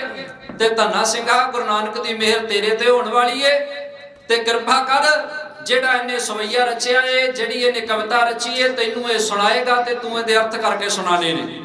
ਹੱਥ ਜੋੜ ਲੈ। ਮਹਾਰਾਜ ਸੱਚੇ ਪਾਤਸ਼ਾਹ ਕੋਈ ਘੋੜਾ ਬਿਮਾਰ ਹੋ ਜਾਵੇ, ਉਹਨੂੰ ਦਵਾਈ ਕੀ ਦੇਣੀ ਏ? ਮਹਾਰਾਜ ਕੋਈ ਘੋੜੇ ਨੂੰ ਢਿੱਲ ਮੱਠ ਹੋ ਜਾਵੇ, ਉਹਨੂੰ ਕਿਸ ਤਰ੍ਹਾਂ ਸਾਂਭਣਾ ਮੈਂ ਜਾਣਦਾ ਮਹਾਰਾਜ, ਕਿਉਂਕਿ ਮੈਂ ਉਹਨਾਂ ਦੀ ਸੇਵਾ ਕਰਦਾ। ਤੇ ਸਤਿਗੁਰੂ ਮਹਾਰਾਜ ਕਦੇ ਜ਼ਿੰਦਗੀ ਵਿੱਚ ਕਲਮ ਚੁੱਕੀ ਨਹੀਂ। ਤੇ ਮਹਾਰਾਜ ਮੇਰੇ ਕੋਲੋਂ ਇਸ ਕਵੀ ਰਾਜ ਕਵੀ ਚੰਦਨ ਜੀ ਦੇ ਕਵਿਤਾ ਦੇ ਅਰਥ, ਮਹਾਰਾਜ ਸੱਚੇ ਪਾਤਸ਼ਾਹ ਮੇਰੀ ਗੱਲ ਸਮਝ ਵਿੱਚ ਨਹੀਂ ਪੈ ਰਹੀ। ਕਲਗੀਆਂ ਵਾਲੇ ਪਾਤਸ਼ਾਹ ਮਹਾਰਾਜ ਸਾਹਮਣੇ ਬੈਠੇ ਤੇ ਫਿਰ ਸੋਚਦਾ ਏ ਭਾਈ ਧੰਨਾ ਸਿੰਘ ਪੰਜੋਖੜਾ ਸਾਹਿਬ ਦੀ ਧਰਤੀ ਤੇ ਆਪਣੀ ਸੁਰਤ ਨੂੰ ਲੈ ਕੇ ਗਿਆ। ਕਹਿੰਦਾ ਗੁਰੂ ਹਰਕ੍ਰਿਸ਼ਨ ਮਹਾਰਾਜ ਸੱਚੇ ਪਾਤਸ਼ਾਹ ਨੇ ਆਪਣੀ ਸੁਰਤ ਕਰਕੇ ਸੋਚਦਾ ਤੇ ਮਨ ਨਾਲ ਗੱਲਾਂ ਕਰਦਾ ਏ, ਧੰਨਾ ਸਿੰਘਾ 8ਵੇਂ ਸਤਿਗੁਰੂ ਗੁਰੂ ਹਰਕ੍ਰਿਸ਼ਨ ਸਾਹਿਬ ਮਹਾਰਾਜ ਸੱਚੇ ਪਾਤਸ਼ਾਹ ਜੀ ਨੇ ਜਦੋਂ ਛੱਜੂ ਚੀਵਰ ਦੇ ਸਿਰ ਦੇ ਉੱਤੇ ਛੜੀ ਰੱਖੀ ਸੀ ਨਾ, ਤੇ ਉਹ ਗੂੰਗਾ ਜਿਹਨੂੰ ਸੁਣਦਾ ਵੀ ਨਹੀਂ, ਜਿਹੜਾ ਬੋਲ ਵੀ ਨਹੀਂ ਸੀ ਸਕਦਾ, ਉਹ ਵੀ ਗੀਤਾ ਦੇ 3-3 ਅਰਥ ਕਰਕੇ ਸੁਣਾਉਂਦਾ ਸੀ। ਧੰਨਾ ਸਿੰਘਾ ਤੋਂ ਤੇ ਬੋਲ ਸਕਦਾ। ਗੁਰੂ ਗੋਬਿੰਦ ਸਿੰਘ ਮਹਾਰਾਜ ਸੱਚੇ ਪਾਤਸ਼ਾਹ ਦੇ ਸਾਹਮਣੇ ਖੜੇ ਧੰਨਾ ਸਿੰਘ ਨੇ ਹੱਥ ਜੋੜੇ, ਕਹਿੰਦਾ ਮਹਾਰਾਜ ਸੱਚੇ ਪਾਤਸ਼ਾਹ ਮੇਰੇ ਕੋਲੋਂ ਅਰਥ ਤੇ ਨਹੀਂ ਹੋਣੇ, ਮੈਂ ਤੇ ਹਾਂ ਅਨਪੜ੍ਹ ਬੰਦਾ, ਪਰ ਮਹਾਰਾਜ ਸੱਚੇ ਪਾਤਸ਼ਾਹ ਜੇ ਤੁਹਾਡੀ ਮਿਹਰ ਹੋ ਗਈ ਤੇ ਅਰਥ ਹੋ ਜਾਣਗੇ। ਸਤਿਗੁਰੂ ਗੁਰੂ ਗੋਬਿੰਦ ਸਿੰਘ ਮਹਾਰਾਜ ਸੱਚੇ ਪਾਤਸ਼ਾਹ ਦੇ ਸਾਹਮਣੇ ਖੜਾ ਧੰਨਾ ਸਿੰਘ ਕਹਿੰਦਾ ਮਹਾਰਾਜ ਮੈਂ ਅਰਥ ਨਹੀਂ ਕਰਨੇ, ਅਰਥ ਤੁਸੀਂ ਆਪ ਕਰਨੇ ਨੇ, ਮੈਂ ਤੇ ਬੋਲਣ ਵਾਸਤੇ ਤਿਆਰ ਹਾਂ, ਜ਼ੁਬਾਨ ਮੇਰੀ ਹੋਏਗੀ, ਆਵਾਜ਼ ਤੇ ਤੁਹਾਡੀ ਹੋਣੀ। ਆਖੋ ਸਤਨਾਮ। ਸੱਚਮੁੱਚ ਜਿਹੜਾ ਬੰਦਾ ਗੁਰੂ ਦੀ ਕਿਰਪਾ ਨੂੰ ਇਸ ਤਰ੍ਹਾਂ ਮੰਨਦਾ ਹੈ ਨਾ ਵੀ ਜੋ ਮੈਂ ਕਰ ਰਿਹਾ ਸਰੀਰ ਮੇਰਾ ਵਰਤ ਰਿਹਾ ਹੈ, ਪਰ ਬਰਕਤ ਤੇ ਰਹਿਮਤ ਤੇ ਗੁਰੂ ਦੀ ਹੈ ਨਾ, ਸੱਚਮੁੱਚ ਉਹ ਬੰਦਾ ਸੰਸਾਰ ਤੇ ਗੁਰੂ ਦੇ ਚਰਨਾਂ ਤੇ ਪ੍ਰਵਾਨ ਹੋ ਜਾਂਦਾ ਜੇ। ਆਖੋ ਸਤਨਾਮ। ਕਵੀ ਰਾਜ ਕਵੀ ਚੰਦਨ ਦੇ ਮਨ ਦਾ ਹੰਕਾਰ ਸੀ ਵੀ ਇਸ ਦਰਬਾਰ ਵਿੱਚ ਮੇਰੀ ਕਵਿਤਾ ਦੇ ਕੋਈ ਅਰਥ ਹੀ ਨਹੀਂ ਕਰ ਸਕਦਾ। ਤੇ ਇੱਕ ਘਾਹੀ ਜਿਹੜਾ ਹੈ ਹੱਥ ਜੋੜ ਕੇ ਅੱਗੇ ਖੜਾ ਧੰਨਾ ਸਿੰਘ ਕਹਿੰਦਾ ਮਹਾਰਾਜ ਸੱਚੇ ਪਾਤਸ਼ਾਹ ਕਵਿਤਾ ਦੇ ਅਰਥ ਤੁਸੀਂ ਕਰਨੇ ਨੇ, ਬੋਲਾਂਗਾ ਮੈਂ। ਗੁਰੂ ਗੋਬਿੰਦ ਸਿੰਘ ਮਹਾਰਾਜ ਨੇ ਸ਼ਬਦ ਕਿਹਾ, ਕਹਿੰਦੇ ਧੰਨਾ ਸਿੰਘਾ ਵੱਡੇ ਸਤਿਗੁਰੂ ਜੀ ਕਿਰਪਾ ਕਰਨਗੇ। ਤੇ ਵੱਡਾ ਕੌਣ ਹੈ? ਸਭ ਤੇ ਵੱਡਾ ਸਤਿਗੁਰ ਨਾਨਕ ਜਿਨ ਕਲ ਰਾਖੀ। ਇਸ਼ਾਰਾ ਕੀਤਾ ਵੱਡਿਆਂ ਵੱਲ। ਭਾਈ ਧੰਨਾ ਸਿੰਘਾ ਵੱਡੇ ਸਤਿਗੁਰੂ ਜੀ ਰਹਿਮਤ ਕਰਨਗੇ, ਕਿਰਪਾ ਕਰਨਗੇ, ਅਰਥ ਕਰਨੇ ਨੇ ਤੂੰ। ਹੁਣ ਧੰਨਾ ਸਿੰਘ ਨੇ ਆਪਣਾ ਮੁਖ ਕਰ ਲਿਆ ਕਵੀ ਰਾਜ ਕਵੀ ਚੰਦਨ ਜੀ ਵੱਲ, ਤੇ ਕਹਿੰਦੇ ਕਵੀ ਚੰਦਨ ਜੀ ਗੁਰੂ ਨਾਨਕ ਦੇ ਘਰ ਦੀ ਹੁਣ ਬਖਸ਼ਿਸ਼ ਮਿਲੀ ਹੈ, ਸਤਿਗੁਰਾਂ ਤੋਂ ਡਰ ਕੇ ਕਹਿੰਦੇ ਆਪਣੀ ਕਵਿਤਾ ਪੜ੍ਹੋ ਤੇ ਮੈਂ ਉਹਦੇ ਅਰਥ ਕਰਾਂਗਾ। ਸੁਣਾਓ ਤੁਹਾਡੀ ਕਿੰਨੀ ਔਖੀ ਕਵਿਤਾ ਲਿਖੀ ਹੋਈ ਹੈ। ਤੇ ਉਸ ਵੇਲੇ ਕਵੀ ਰਾਜ ਕਵੀ ਚੰਦਨ ਜੀ ਸਾਹਮਣੇ ਬੈਠੇ ਖੜੇ ਹੋ ਗਏ, ਆਪਣੇ ਹੱਥ ਵਿੱਚ ਫੜੀ ਹੋਈ ਲਿਖੀ ਹੋਈ ਕਵਿਤਾ ਦੀ ਪਰਚੀ, ਤੇ ਗੁਰੂ ਗੋਬਿੰਦ ਸਿੰਘ ਮਹਾਰਾਜ ਸੱਚੇ ਪਾਤਸ਼ਾਹ ਦੇ ਸਾਹਮਣੇ ਖੜੋ ਕੇ ਤੇ ਆਪਣੀ ਕਵਿਤਾ ਪੜ੍ਹੀ।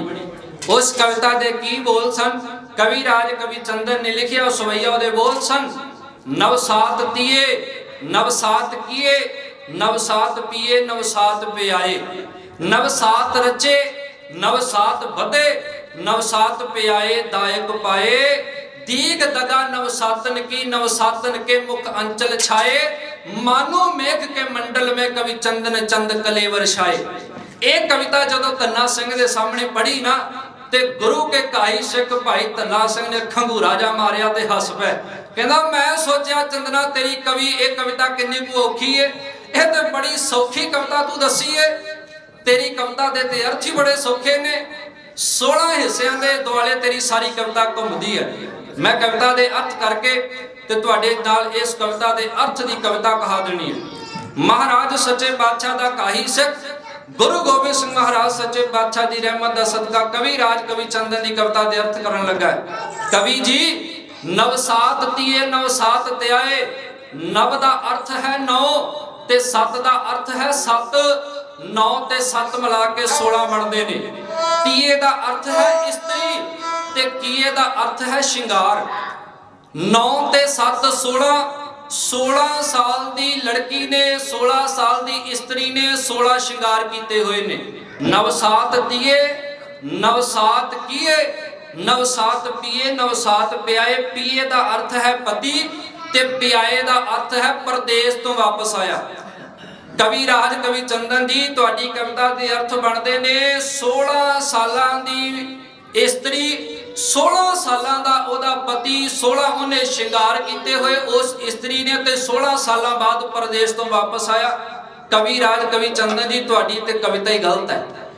16 ਸਾਲਾਂ ਦੀ ਇਸਤਰੀ ਹੋਵੇ ਤੇ 16 ਸਾਲਾਂ ਦਾ ਉਹਦਾ ਪਤੀ 16 ਸਾਲਾਂ ਬਾਅਦ ਪਰਦੇਸ ਤੋਂ ਵਾਪਸ ਆਇਆ ਤੇ ਵਿਆਹ ਕਿਹੜੇ ਵੇਲੇ ਹੋ ਗਿਆ?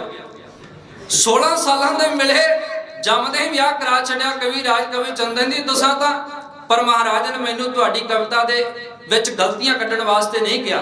ਮਹਾਰਾਜ ਤੇ ਮੈਨੂੰ ਅਰਥ ਕਰਨ ਵਾਸਤੇ ਕਹਿੰਦੇ ਨੇ ਕਵਿਤਾ ਤੁਹਾਡੀ ਗਲਤ ਹੈ ਪਰ ਮੈਂ ਅੱਗੇ ਵੀ ਅਰਥ ਕਰਕੇ ਦੱਸਦਾ।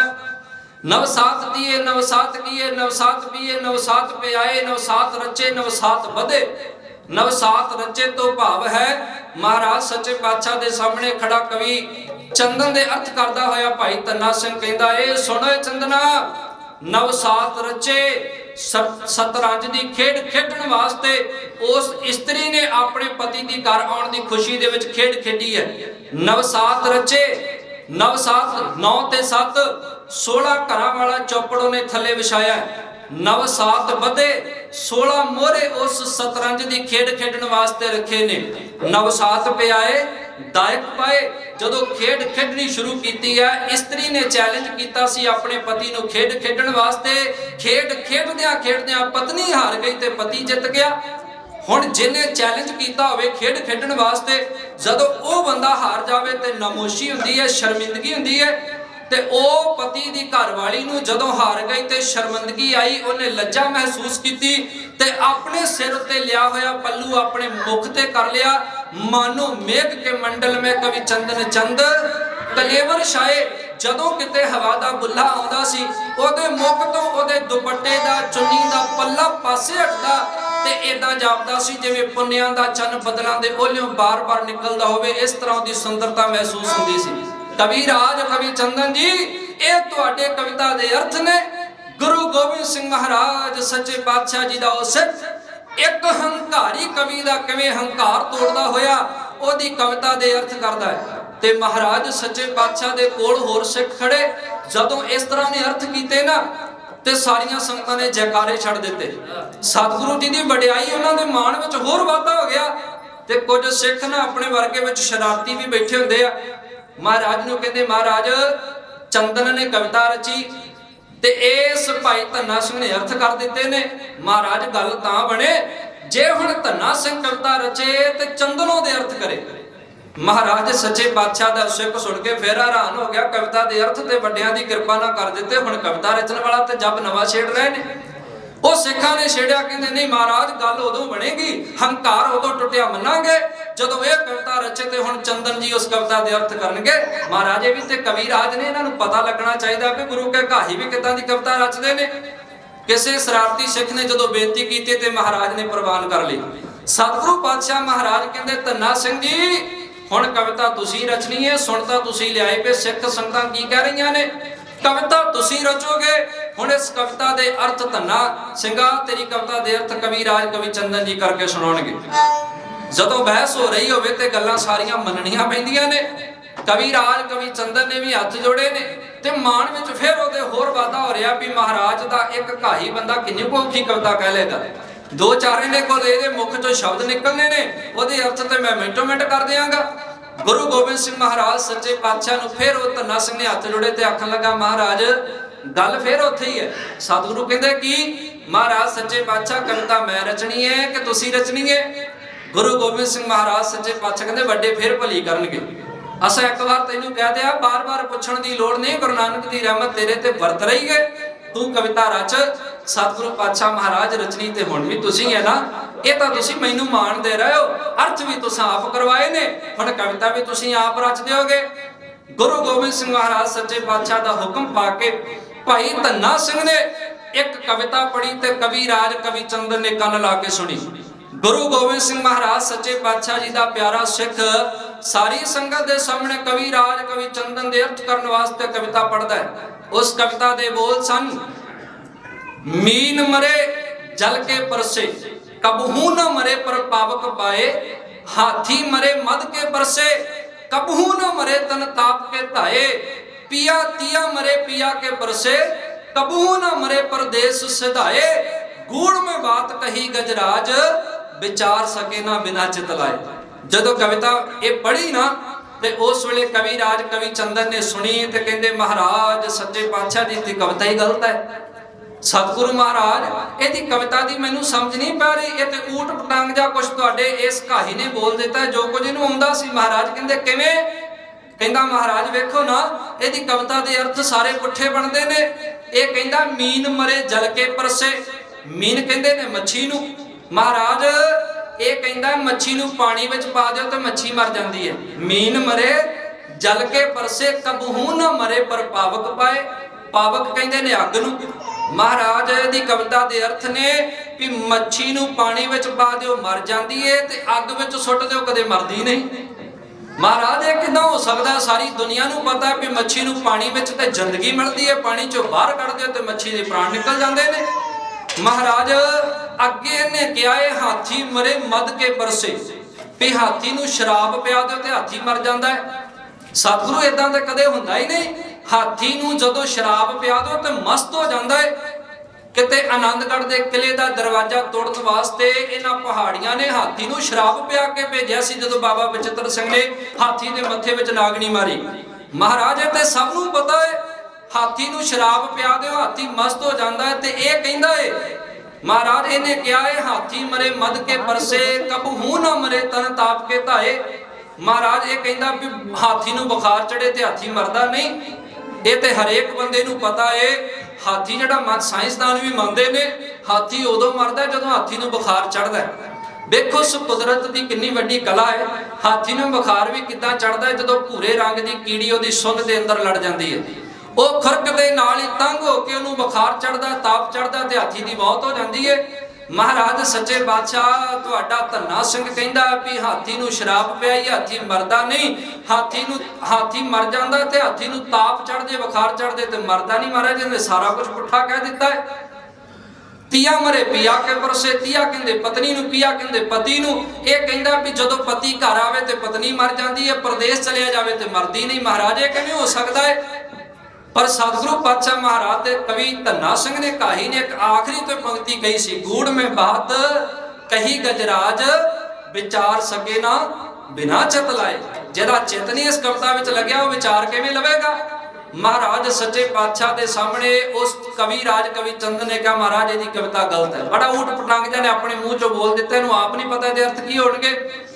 ਸੱਚੇ ਪਾਤਸ਼ਾਹ ਮਹਾਰਾਜ ਇੰਨੀ ਵੱਡੀ ਨੇ ਕਵਿਤਾ ਰਚੀ ਤੇ ਆਪ ਹੀ ਆਪਣੀ ਕਵਿਤਾ ਦੇ ਅਰਥ ਕਰਕੇ ਸੁਣਾਵੇ, ਮੇਰੇ ਵੱਸ ਦੀ ਗੱਲ ਨਹੀਂ। ਗੁਰੂ ਗੋਬਿੰਦ ਸਿੰਘ ਮਹਾਰਾਜ ਨੇ ਇਸ਼ਾਰਾ ਕੀਤਾ, ਧੰਨਾ ਸਿੰਘਾ ਹੁਣ ਇਸ ਕਵੀ ਰਾਜ ਕਵੀ ਚੰਦਨ ਦਾ ਹੰਕਾਰ ਤੋੜ ਕੇ ਇਸ ਕਵਿਤਾ ਦੇ ਅਰਥ ਸਾਰੀ ਸੰਗਤ ਨੂੰ ਸੁਣਾ। ਮਹਾਰਾਜ ਸੱਚੇ ਪਾਤਸ਼ਾਹ ਦੇ ਸਾਹਮਣੇ ਖੜੋ ਕੇ ਧੰਨਾ ਸਿੰਘ ਕਹਿੰਦਾ ਕਵੀ ਰਾਜ ਕਵੀ ਚੰਦਨ ਜੀ ਕਵਿਤਾ ਤੇ ਬੜੀ ਸੌਖੀ ਸੀ, ਤੁਸੀਂ ਪੜਨ ਲੱਗਿਆ ਇਹ ਮਨ ਲਾਇਆ ਨਹੀਂ। ਮੈਂ ਕਿਹਾ ਵੀ ਸੀ ਵਿਚਾਰ ਸਕੇ ਨਾ ਬਿਨਾ ਚਿਤ ਲਾਏ। ਗੱਲ ਤੇ ਵਿਸ਼ਰਾਮਾਂ ਦੀ ਸੀ, ਜੇ ਵਿਸ਼ਰਾਮ ਸਹੀ ਲੱਗ ਜਾਂਦਾ ਤੇ ਕਵਿਤਾ ਦੇ ਅਰਥ ਸਹੀ ਹੋ ਜਾਣੇ ਸੀ। ਤੁਸੀਂ ਵਿਸ਼ਰਾਮ ਹੀ ਪੁੱਠੇ ਲਾਏ ਨੇ ਤੇ ਕਵਿਤਾ ਦੇ ਅਰਥ ਪੁੱਠੇ ਹੀ ਹੋਣੇ ਨੇ।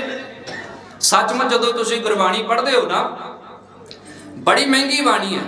ਜਦੋਂ ਬਾਣੀ ਪੜ੍ਹਦਿਆਂ ਕਿਸੇ ਪੰਕਤੀ ਦਾ ਵਿਸ਼ਰਾਮ ਗਲਤ ਲੱਗ ਜਾਵੇ ਤੇ ਅਰਥ ਦੇ ਅਨਰਥ ਬਣ ਜਾਂਦੇ ਨੇ, ਤੇ ਜਦੋਂ ਵਿਸ਼ਰਾਮ ਟਿਕਾਣੇ ਤੇ ਲੱਗ ਜਾਵੇ ਤੇ ਸੱਚਮੁੱਚ ਪ੍ਰਮਾਤਮਾ ਦੀ ਬਾਣੀ ਦੀ ਪੜ੍ਹਦਿਆਂ ਹੋਇਆ ਸੁਰਤੀ ਵੀ ਮਾਲਕ ਨਾਲ ਜੁੜ ਜਾਂਦੀ ਹੈ। ਪਰ ਇੱਥੇ ਇਹ ਵੀ ਵਿਚਾਰਨਾ ਨਹੀਂ ਵੀ ਜੇ ਅਸੀਂ ਬਾਣੀ ਗਲਤ ਪੜ੍ਹਦੇ ਆ ਤੇ ਹੁਣ ਪੜ੍ਹਨੀ ਨਹੀਂ। ਜਦੋਂ ਬੰਦੇ ਨੂੰ ਅਰਥ ਪਤਾ ਹੋਣ ਫਿਰ ਬੰਦਾ ਅਰਥ ਗਲਤ ਕਰੇ ਫਿਰ ਗੁਨਾਹ ਮੰਨਿਆ ਜਾਂਦਾ ਹੈ, ਫਿਰ ਗਲਤੀ ਮੰਨੀ ਜਾਂਦੀ ਹੈ। ਤੇ ਜਦੋਂ ਅਰਥ ਪਤਾ ਹੀ ਨਾ ਹੋਣ ਫਿਰ ਜਿਸ ਤਰ੍ਹਾਂ ਵੀ ਪੜ੍ਹ ਲੋਗੇ ਨਾ ਉਹ ਵੀ ਗੁਰੂ ਨਾਨਕ ਦੇ ਚਰਨਾਂ ਵਿੱਚ ਪ੍ਰਵਾਨ ਹੀ। ਆਖੋ ਸਤਨਾਮ। ਆਨੰਦ ਸਾਹਿਬ ਦੀ ਬਾਣੀ ਪੜ੍ਹਦੇ ਹੋ, ਮਹਾਰਾਜ ਸੱਚੇ ਪਾਤਸ਼ਾਹ ਕਹਿੰਦੇ ਵਾਜਾ ਪੌਣ ਵਜਾਇਆ, ਵਜਾਇਆ ਵਾਜਾ ਪੌਣ ਨੌ ਦੁਆਰੇ ਪ੍ਰਗਟ ਕੀਏ ਦਸਵਾਂ ਗੁਪਤ ਰਖਾਇਆ। ਜਦੋਂ ਇਸ ਪੰਕਤੀ ਦੇ ਅਰਥ ਤੁਸੀਂ ਕਰਦੇ ਹੋ ਨਾ, ਤੇ ਆਪਾਂ ਆਮ ਕਰਕੇ ਜਦੋਂ ਇਸ ਪੰਕਤੀ ਨੂੰ ਪੜ੍ਹਦੇ ਆ ਤੇ ਵਾਜਾ ਪਵਨ ਵਜਾਇਆ ਅਰਥ ਕਰਦਿਆਂ ਹੋਇਆ ਅਸੀਂ ਹੋਰ ਥਾਂ ਤੇ ਵਿਸ਼ਰਾਮ ਲਾ ਕੇ ਇਹਨਾਂ ਪੰਕਤੀਆਂ ਆਨੰਦ ਸਾਹਿਬ ਦੀ ਬਾਣੀ ਪੜ੍ਹਨ ਵਿੱਚ ਬੜੀ ਸੌਖੀ ਏ, ਪਰ ਅਰਥ ਜਦੋਂ ਕਰਨੇ ਆ ਤਾਂ ਵਿਸ਼ਰਾਮ ਸਭ ਤੋਂ ਔਖੇ ਆਨੰਦ ਸਾਹਿਬ ਦੀ ਬਾਣੀ ਦੇ ਨੇ। ਮੈਂ ਤੁਹਾਡੇ ਚਰਨਾਂ 'ਚ ਕਹਿੰਦਾ ਜਾਵਾਂ, ਬੜੀਆਂ ਬੇਅੰਤ ਪੰਕਤੀਆਂ ਨੇ।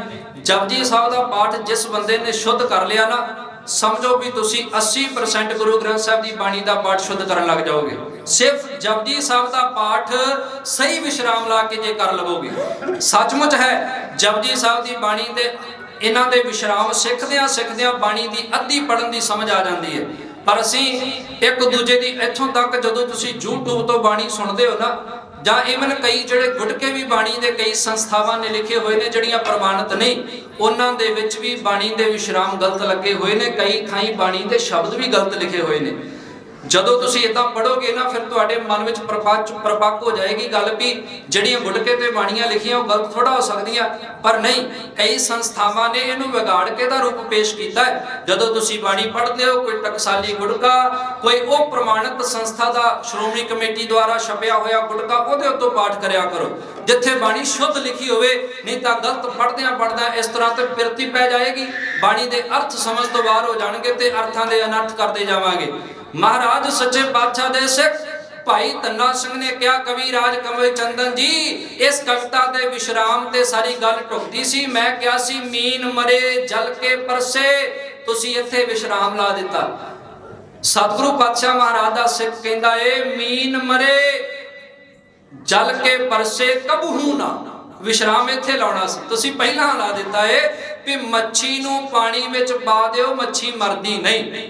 ਮੀਨ ਮਰੇ ਜਲ ਕੇ ਪਰਸੇ ਕਬਹੂ ਨਾ, ਮਰੇ ਪਰ ਪਾਵਕ ਪਾਏ। ਜਦੋਂ ਮਰਦੀ ਏ ਅੱਗ ਵਿੱਚ ਸੁੱਟ ਦਿਓ ਤੇ ਮੱਛੀ ਮਰ ਜਾਂਦੀ ਏ। ਵਿਸ਼ਰਾਮ ਦੀ ਗੱਲ ਸੀ। ਹਾਥੀ ਮਰੇ ਮਦ ਕੇ ਪਰਸੇ ਕਬਹੂ ਨਾ, ਹਾਥੀ ਨੂੰ ਸ਼ਰਾਪ ਪਿਆਓ, ਹਾਥੀ ਕਦੇ ਮਰਦਾ ਨਹੀਂ। ਮਰੇ ਤਨ ਤਾਪ ਕੇ ਧਾਏ, ਜਦੋਂ ਉਹਦੇ ਸਰੀਰ ਨੂੰ ਤਨ ਨੂੰ ਬੁਖਾਰ ਚੜਦਾ ਤੇ ਹਾਥੀ ਮਰ ਜਾਂਦਾ ਹੈ। ਤੀਆ ਮਰੇ ਪੀਆ ਕੇ ਪਰਸੇ ਕਬਹੂ ਨਾ, ਜੇ ਪਤੀ ਘਰ ਆਵੇ ਕਦੇ